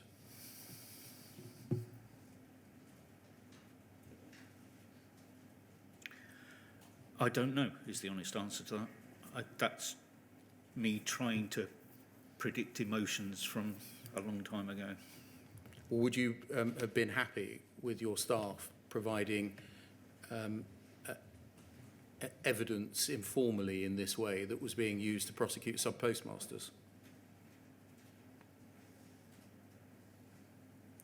I don't think that I would have been happy about it, but I can't be certain. Why do you think you probably would have been unhappy? Because my understanding, limited as it was of any form of litigation process, was that all of the data had to come from the audit servers, and that is specifically why the SSC were never to touch the audit servers, so that it was completely untouched by those people who had right access to parts of the system. If I would known that evidence was being gathered from elsewhere, then I think, in my mind, that would have put in question the origin of the data being used in a case. Thank you. That document can come down from the screen now. You've mentioned the Lee Castleton case being your sole experience of data from the Horizon system being used in legal proceedings involving a sub-postmaster. Can we turn to paragraph 47 of your witness statement, please? Sorry, page 47. And look at paragraph 147.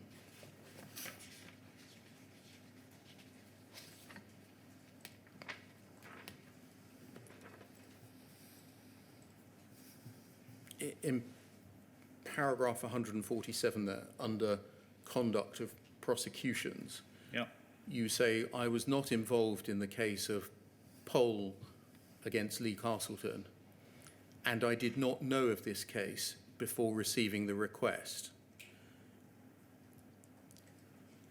Can I just understand what you meant by that sentence there? Because the request, capital R, I'm not going to take you right back to it, but right at the beginning of the statement, you define request as meaning the Rule 9 request that we sent you in January this year.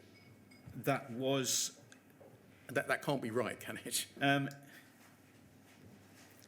When I wrote my witness statement, I was asked a specific question: was I involved in the case of Pole and Lee Castleton? Yes. And I said no, because at the time I did not know that that was the case in which Anne Chambers was involved. It's a question of terminology. I didn't know that that was the name of the case. All I knew was that Anne Chambers had to go to court for a prosecution. Does that... So essentially what you mean by paragraph 147 is two things. I was not involved in the case which Anne Chambers was involved in, which I now know to be called Post Office and Lee Castleton, full stop. That's correct. Secondly, I did not know that the case in which Anne Chambers was involved was called Pole against Lee Castleton. Correct. Understood. If we look over the page, please.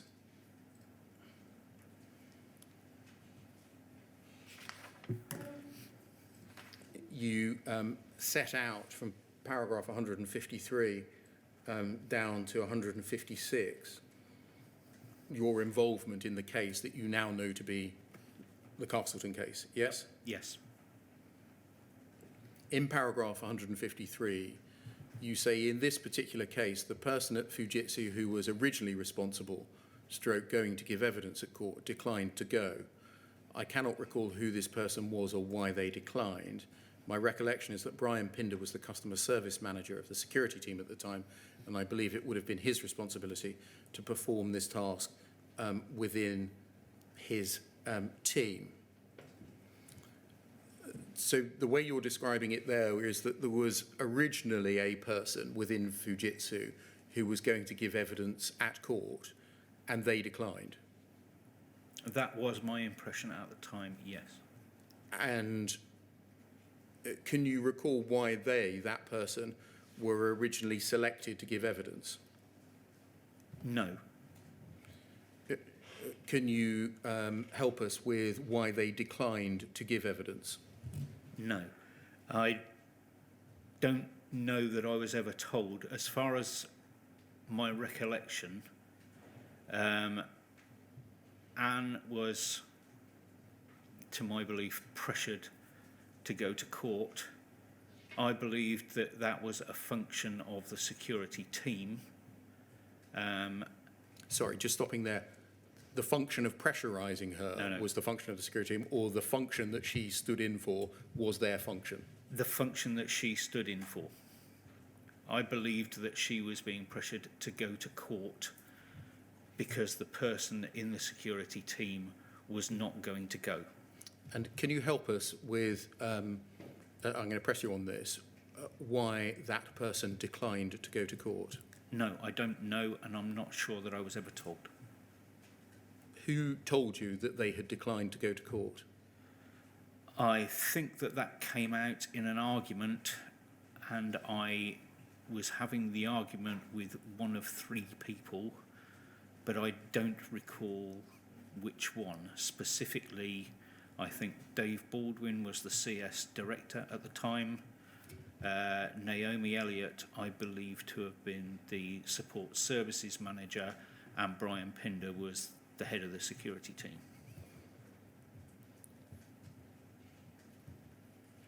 So you had an argument with one of those three people? Yes. Yeah. Where was the argument? Probably in a corridor. Did they, the security team, work in the same building as you? They did. On the same floor? No, they were, I think, 5th floor, SSC was 6th floor. And it was in the course of that argument that you learned that the person who was originally responsible had declined to go to court? That was certainly the impression I got. I don't know if it was specified in those terms. I obviously can't remember which one of the three people I was having an argument with, so I certainly can't remember the exact form of words that were spoken. In the the third sentence there, so second sentence you say you can't recall who this person was or why they declined. That's to go to court. Correct. In the third sentence you say, my recollection is that Brian Pinder, ... it would have been his responsibility to perform this task within his team.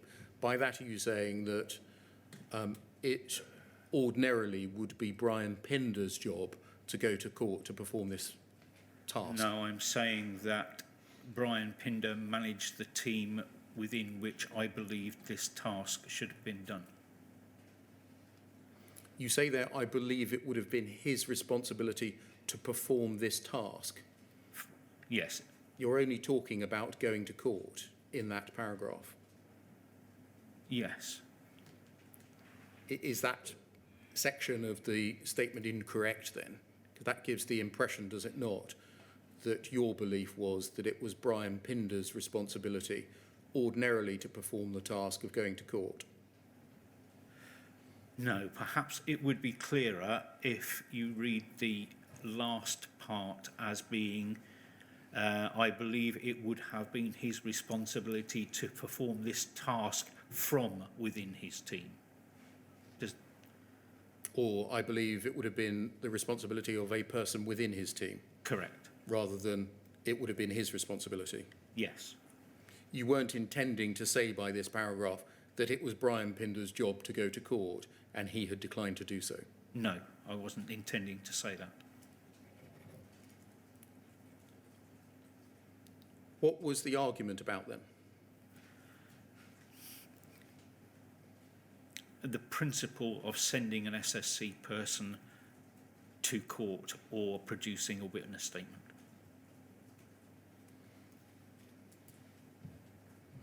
And why was that a principle that you were fighting for or against the idea that somebody should go to court? A number of reasons. Firstly, nobody in the SSC was trained to do presentations, certainly not trained in court etiquette or court procedures. Secondly, it's an open-ended commitment for somebody to go to court, which means that I was going to lose one of my most skilled diagnosticians for an unspecified period of time. Thirdly, on a purely personal level, she was clearly being very stressed by it. I wanted to make sure that that did not happen to any of my staff in the future. You say in paragraph 154, I was instructed by the Director of Customer Services, whose name I cannot recall, to detail somebody from the SSE to go to court to explain the workings of the message store. I strongly objected that nobody in the SSE had any experience of courts or was legally trained. I was overruled. I think you just named the Director of Customer Services at that time as Dave Baldwin, is that right? My recollection and my timescales may be off. At one time, Dave Baldwin was Director of Customer Service and Naomi Elliott reported to him. At a different time, Naomi was herself the Director of Customer Services. I can't be precise about the timescales because I don't remember. So you don't know whether that Director of Customer Services was at the time Mr. Baldwin or Miss Elliott? That's correct. You tell us in paragraph 155, if we just scroll down, that essentially it was up to you to choose somebody from the SSC to give evidence in the case against Mr. Carlton. You had a free choice. That is my recollection. Was the choice not informed or dictated by the fact that Anne Chambers was the one who had dealt with the relevant peak arising from Mr. Castleton's calls? I almost certainly considered that, yes. i.e. you picked the person who knew about the call that was going to be relevant in evidence? I'm fairly certain that that would have been one of the criteria that I used to pick her, yes. And in this paragraph, you say you picked her because she was the most experienced and technically best in the area of countercode. You had confidence in her honesty and integrity. Yep. And she wouldn't be rattled. Yep. Rather than I picked her because she was the one that knew about the call. I think that I had forgotten that she was involved in the original call until reading some of the more recent documents that the inquiry has sent to me. In your discussion with the Director of Customer Services, was there any discussion about whether the witness would be giving evidence as an expert witness or as a witness of fact of what had gone on in the call?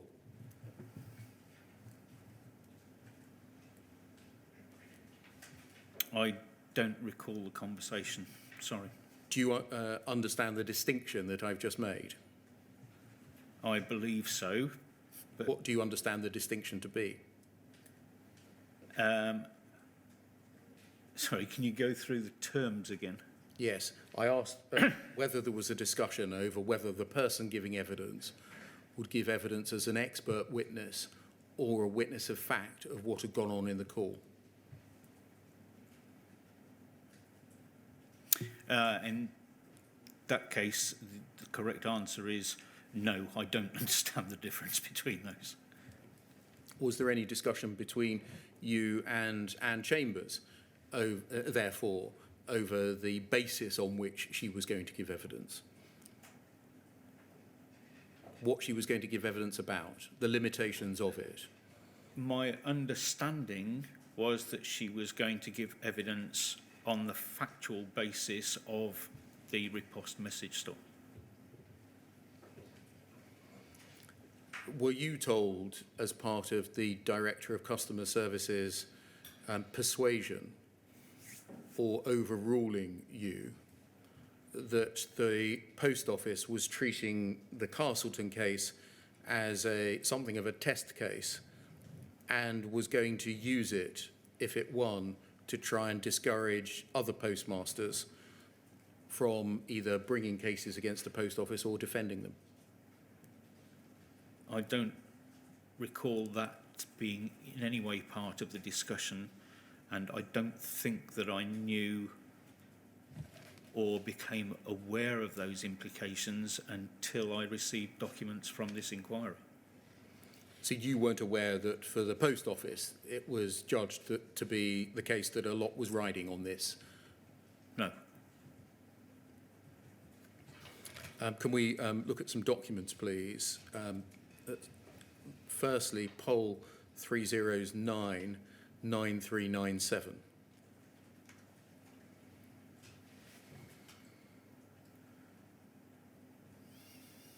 Thank you. This is an email exchange in 2013, so many, many years later, after you had left Fujitsu. Mm-hmm. And it's an exchange in which you're not involved, therefore. But there's something in it that I want to ask you about. Can we look at the bottom of page 1 and the top of page 2, please?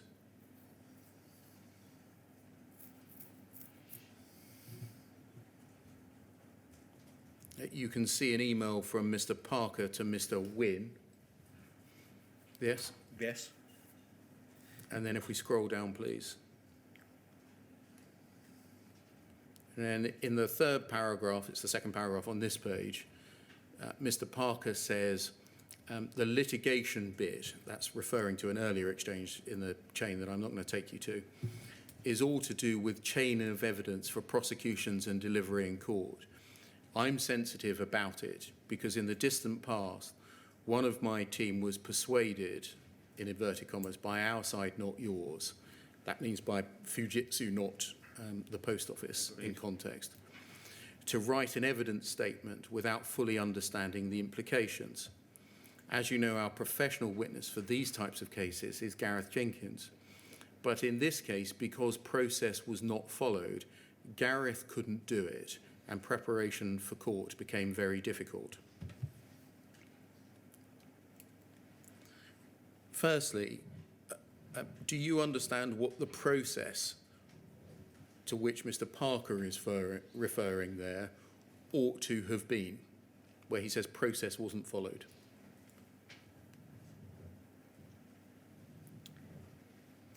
Not really.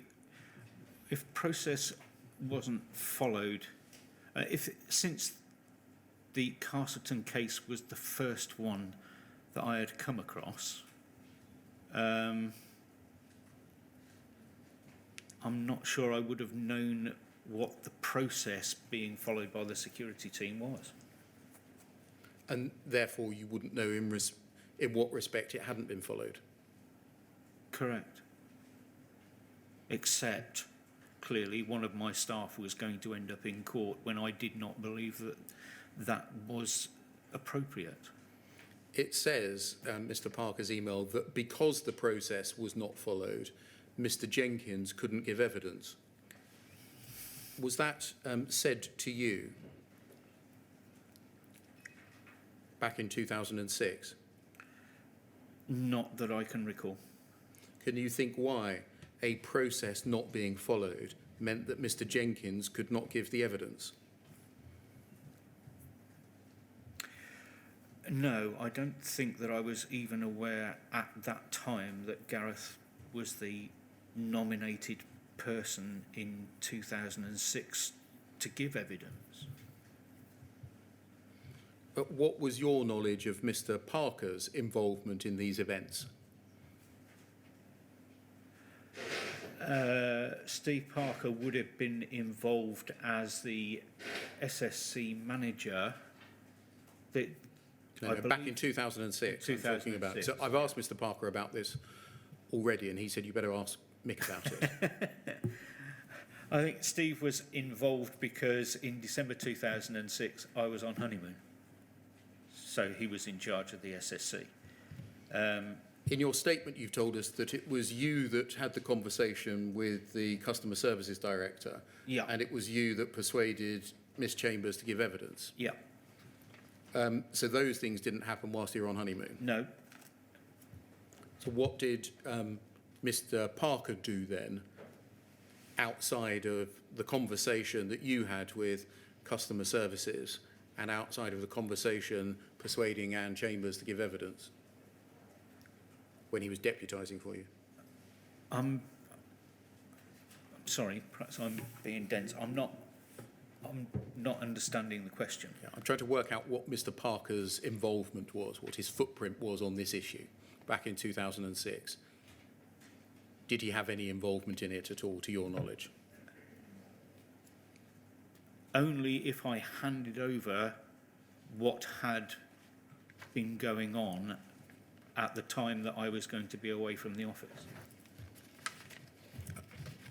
Can you recall whether now you had handed over this issue to him? No, I can't recall if it was an extant issue when I was going on. I would have briefed him along with all the other things that were going on in the SSC before I went on leave, but I cannot recall this specifically being mentioned. Can we look, please, at Fujitsu 2015-2300?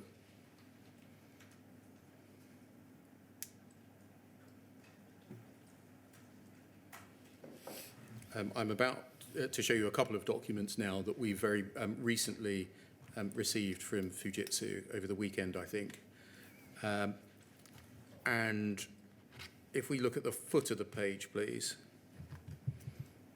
an email exchange between you, Brian Pinder and Naomi Elliott, copied to Anne Chambers, of the 29th of January 2007. Right. So just to locate that in time, this is after Anne Chambers had given evidence. Yes. But I think before judgment. You say, Brian, I understand from Anne that you do not intend to have an internal review on the Castleton case. Why would there need to be an internal review on the Castleton case? Because Anne was concerned about the process. So it wasn't a review of the case as a whole, to your mind, it was the process by which Mrs. Chambers had come to give evidence. And her concerns with the evidence that she'd given. Nevertheless, we're concerned that POA made some errors during the course of this case which could prove critical in any future litigation. The reference to POA there, is that a reference to the post office account within Fujitsu, not a reference to the post office? I would read it as the post office account within Fujitsu. And so that should read essentially, we're concerned that part of Fujitsu made some errors during the course of this case. That's how I would read that, yes. What errors did you think that part of Fujitsu had made in the course of the Castleton case? I don't recall. I only saw this document just before we came in this morning. I believe that there is also another document in which Anne makes her concerns clear. You refer to that in your next paragraph. You say Anne has written up her thoughts Right. and comments which are attached. Right. And I would welcome your comments. The subject line of this being a mop-up on the Castleton case. Yeah. Let's look at the paper that was attached to your email then. Okay. Fujitsu 2015-2299.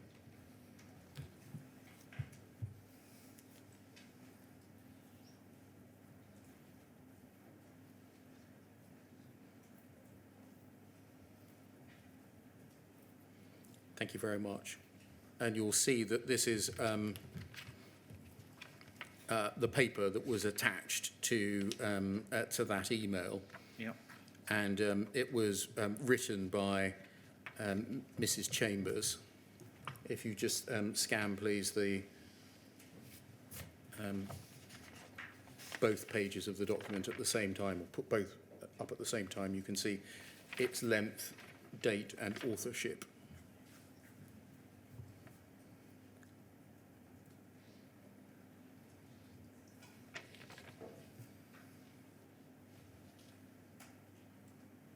Thank you. So you can see it's got 4 headings. It's signed off by Anne Chambers on the 29th of January 2007. That was the date of your email sent at 11:34 that morning. And it's headed Afterthoughts on the Castleton case. And if we can just go through this newly disclosed document, please. Starting on paragraph 1 or heading 1 at the top, approach to SSC staff. Maybe if that can be blown up for those that are looking online.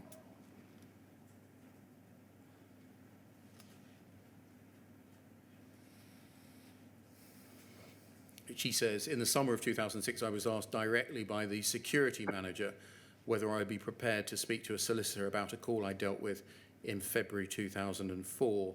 My initial response was this was not the normal process. He reassured me that it was more or less a formality, so somewhat reluctantly I agreed. You'll see there that Anne Chambers has it down more contemporaneously with events, that it was she that was asked directly by the security manager, whereas the way you've described it is that it was you that asked her somewhat reluctantly following a request from security and a row. I agree. That's the way it reads. Does reading this more contemporaneous document help you to remember how matters in fact unfolded?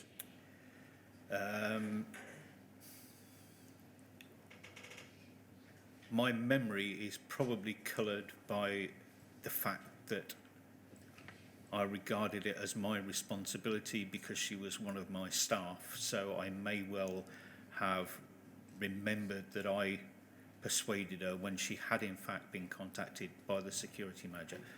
Her memory is actually considerably better than mine, so I would defer to her. She says that she was asked directly by the security manager. Who would that be? I suspect that at this time it would have been Brian Pinder.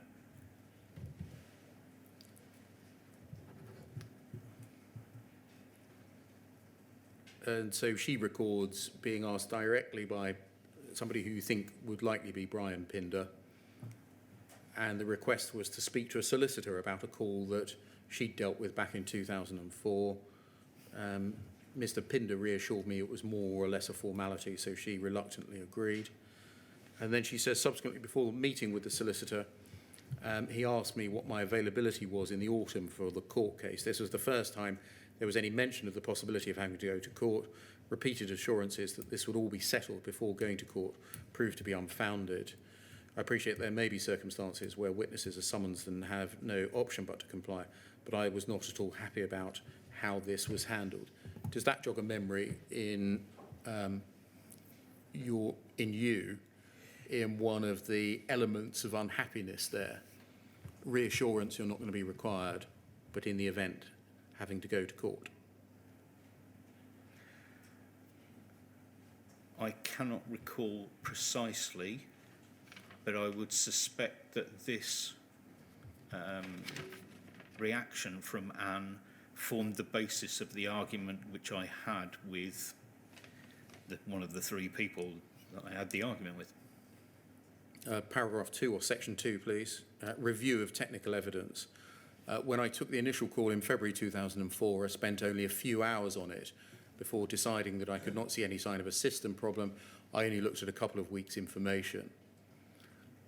Whilst in this case, I am now sure that I did not miss anything and my initial analysis was correct, I'm concerned that there was no technical review of the Horizon system between the original call and the case going to court.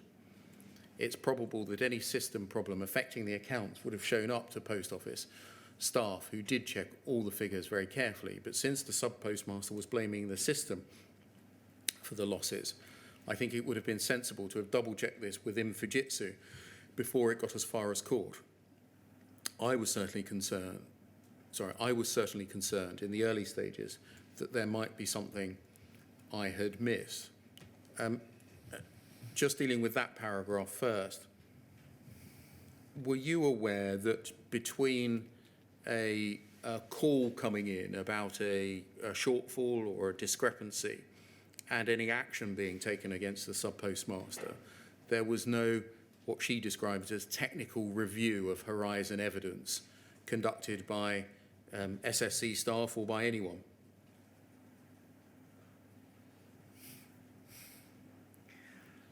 That's difficult to say because this was the only case that I knew of. What did you think when you read this? I cannot recall reading this until I was presented with it this morning.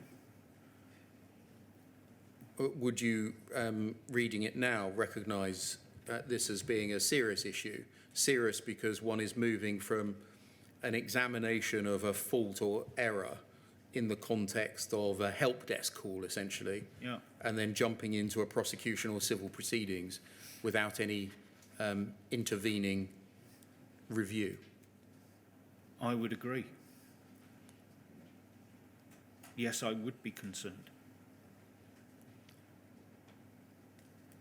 Albeit Mrs. Chambers saying in the event, I don't think in this case it's a problem because my view is that I didn't miss anything.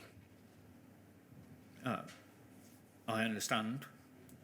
I agree with her position in both respects. If she said that she's reviewed it since and she didn't miss anything, then I have absolute confidence that that is the case. Her concerns about the process, I can only agree with. It's one thing answering a help desk call amongst a stack of tickets. Yeah. It's quite another thing being used as a witness to speak, as she does in her next paragraph, of being treated as an expert witness and answering a wide variety of calls about the system. Yeah, I agree. You see that she says, I found myself being treated as an expert witness and answering a wide variety of questions about the system, although nominally I was a witness of fact. And my witness statement covered just the investigation done in 2004. Fortunately, I do have extensive knowledge of the system and was able to fulfill the wider role. But what would have happened if the initial call had been handled by a less experienced SSC person? If there's a similar case in future where the system's being blamed, would it not be sensible to have a technical review of all the evidence at the first indication that a case may be going to court? Someone involved in that review would then be well placed to give evidence in court. Just dealing with those questions that she asked, in a future case where somebody is blaming the system, wouldn't it be sensible to have a technical review of all of the evidence? What was done as a result of that question being asked?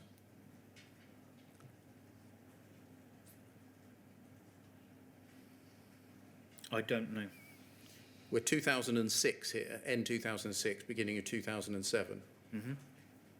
And there are many prosecutions that follow this. Can you help us? What happened to the, on the face of it, not unreasonable question that Mrs. Chambers is raising? I agree that the question is entirely understandable. I know that at some point, Gareth Jenkins took over the responsibility for doing technical presentations. My recollection is that even between 2006 and the time that I left, I was not aware of any other prosecutions. And just going back to the email that you got in response to this, we'll come back to the document in a moment.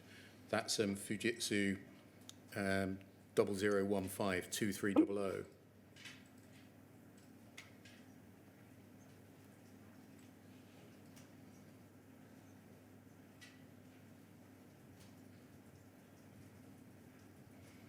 Look at the response from Mr. Pinder at the top. Back to the same distribution list, i.e. you, Mrs. Chambers, and Miss Elliott. Mick, and thanks Mick, there was no intention to have a wash-up on this particular case as such, but I must stress that from the outset this was new ground and a particularly unusual case, first of its kind in 10 years for all concerned. It involved many variables which at any point in time could have culminated in a totally different outcome. This inquiry took well over a year to conclude, and routine procedures which have served us well for 10 years were suddenly being stretched to new limits. But it does highlight how the post office account can be called to account, and I totally agree we must learn from this. And many thanks for your comments. You have highlighted some interesting areas of procedure which we need to recognise. I'll discuss these with Naomi and we'll keep you both informed. On one view, that reads as sort of a pat on the head where nothing much is going to happen, or am I being unfair? No, I would agree with you. Did anything happen? I don't recall this email. What about the substance of the issue then? Do you remember anything happening? He says he's going to keep you both informed. I don't have any recollection that I was kept informed of any progress on those issues.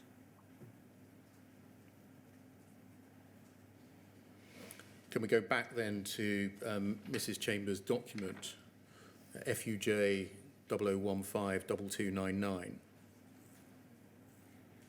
and look at the foot of the page, disclosure of evidence.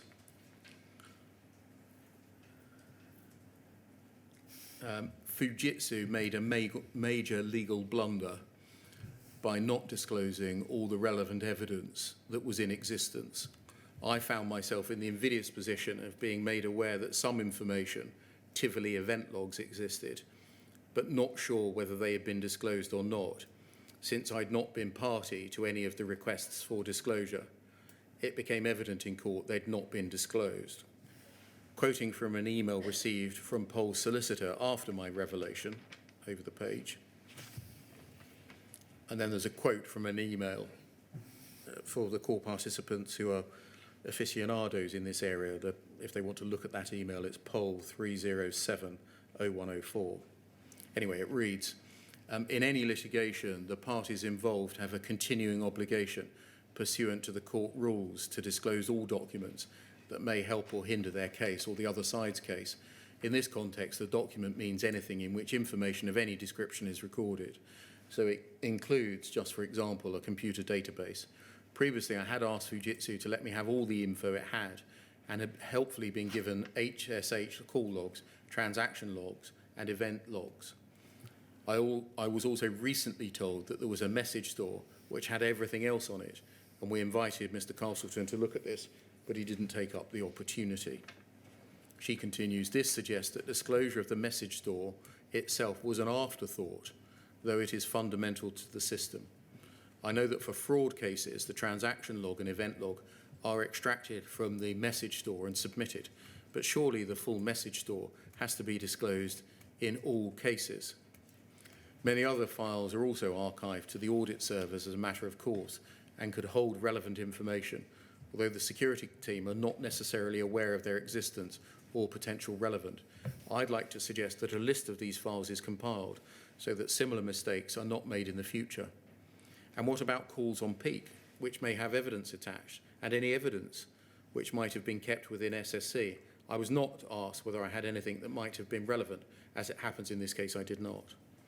Of course, there may be subtleties to this that I'm unaware of, whereby data may exist, but there's no obligation to disclose it.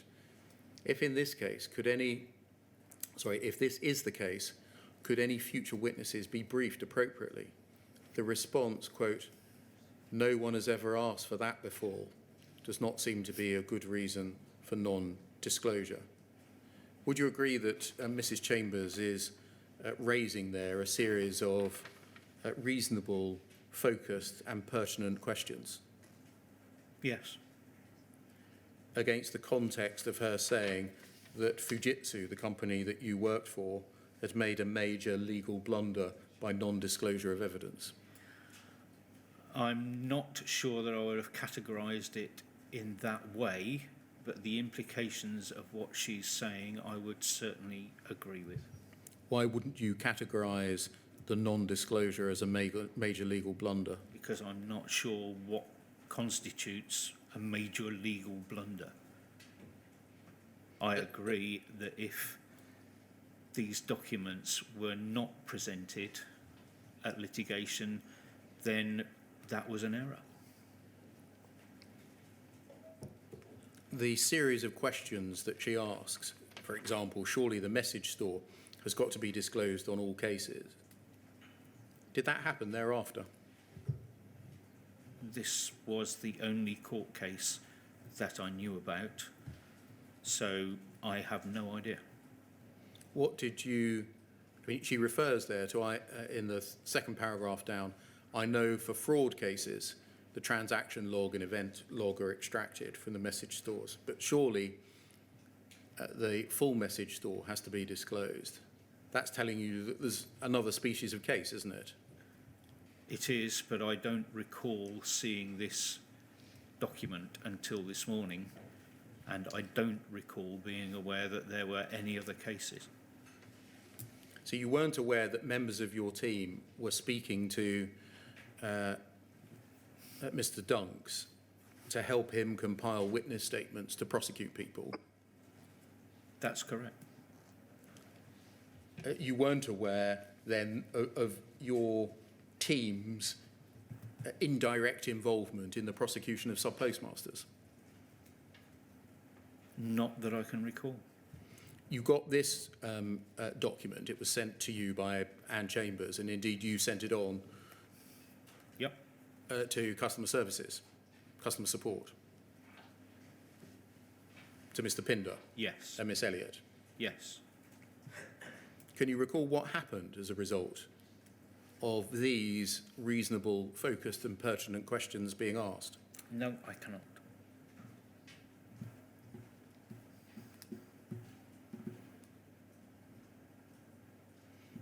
I mean, as a manager, you would want to grip a situation like this, wouldn't you? I agree. Can you help us what you did do to grip it then? No. I'm sorry, I have no recollection of this. Can we move down to paragraph 4, please? This case highlighted a common problem, both in 2004 and now. The postmaster raised many calls about his continuing losses, both with Horizon and with the MBSC. These kept being bounced back, and it took weeks before a call was passed to the SSC. Is that accurately describing a common problem, namely a sub-postmaster continually raising calls about continuing losses which were bounced back or were being bounced It's at not the lower levels of customer support? It's not something that I recognise.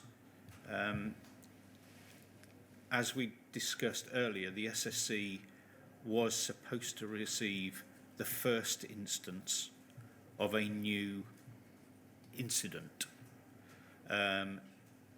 Subsequent incidents would become a problem rather than an incident, and would be handled through the problem management process. So if there were multiple calls on a single problem, then the SSC would receive the first. Subsequent ones would be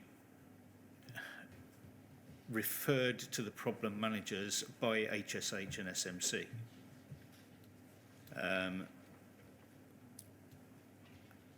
Whether or not calls were being bounced around between Horizon and the NBSC, I wouldn't know.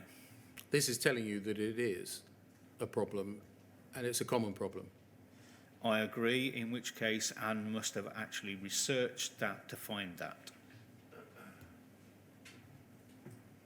Again, that needs something to be done about it, doesn't it?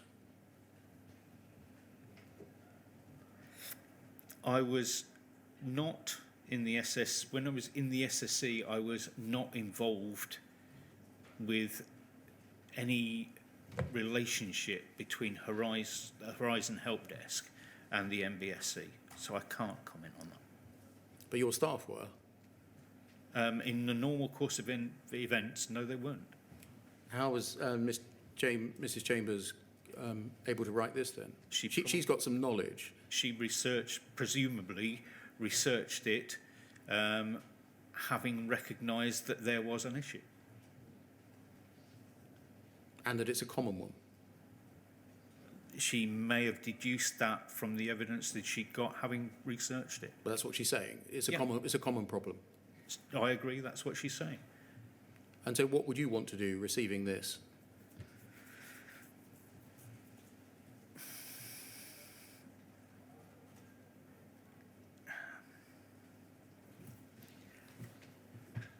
I would have wanted to know how big a problem this was. It's a common one. That's not very specific.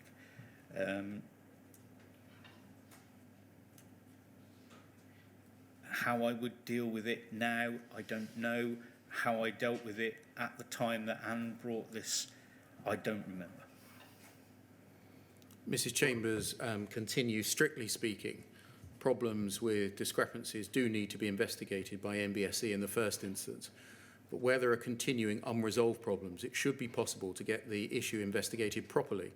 And one of the help desks should be prepared to take responsibility for the incident.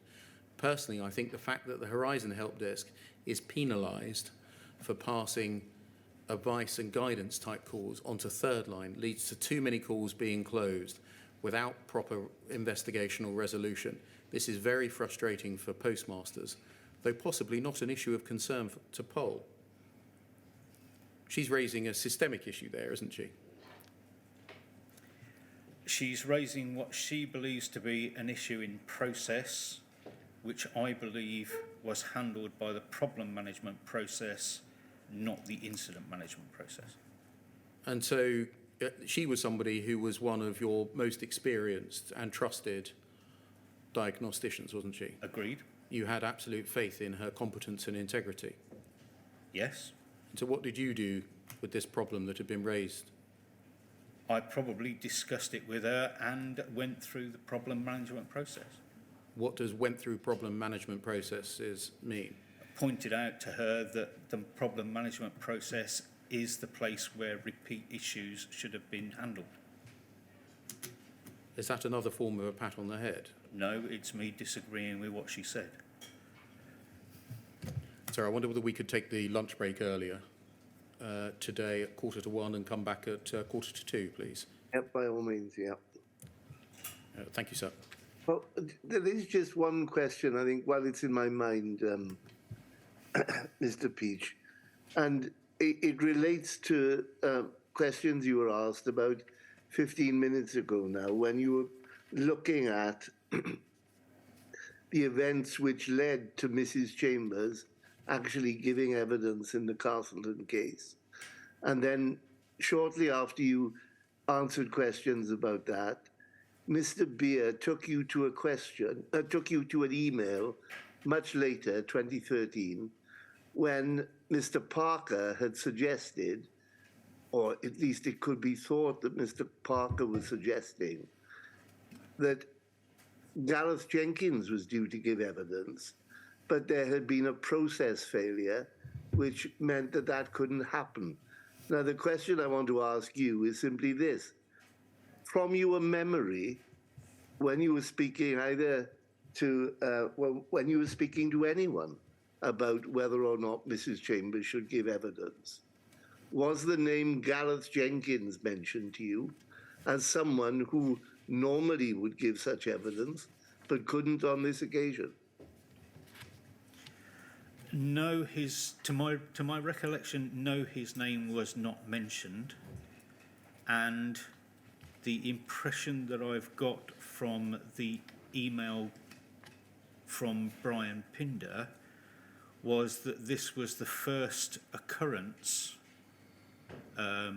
of this sort of event, and therefore I would not have expected there to have been a process which involved Gareth Jenkins. And I asked the question because, as Mr. Beer pointed out to you, Mr. Parker couldn't really explain how the name Gareth Jenkins came to be written by him in this context in 2013, but suggested you might know the answer. But it looks as if we have the unsatisfactory position that neither of you can explain that reference to Mr. Jenkins. Is that really where we are? That's correct. All right. Does that mean we start at 10 to 2 instead of quarter to 2, Mr. Beer? Yes, thank you, sir. All right, fine.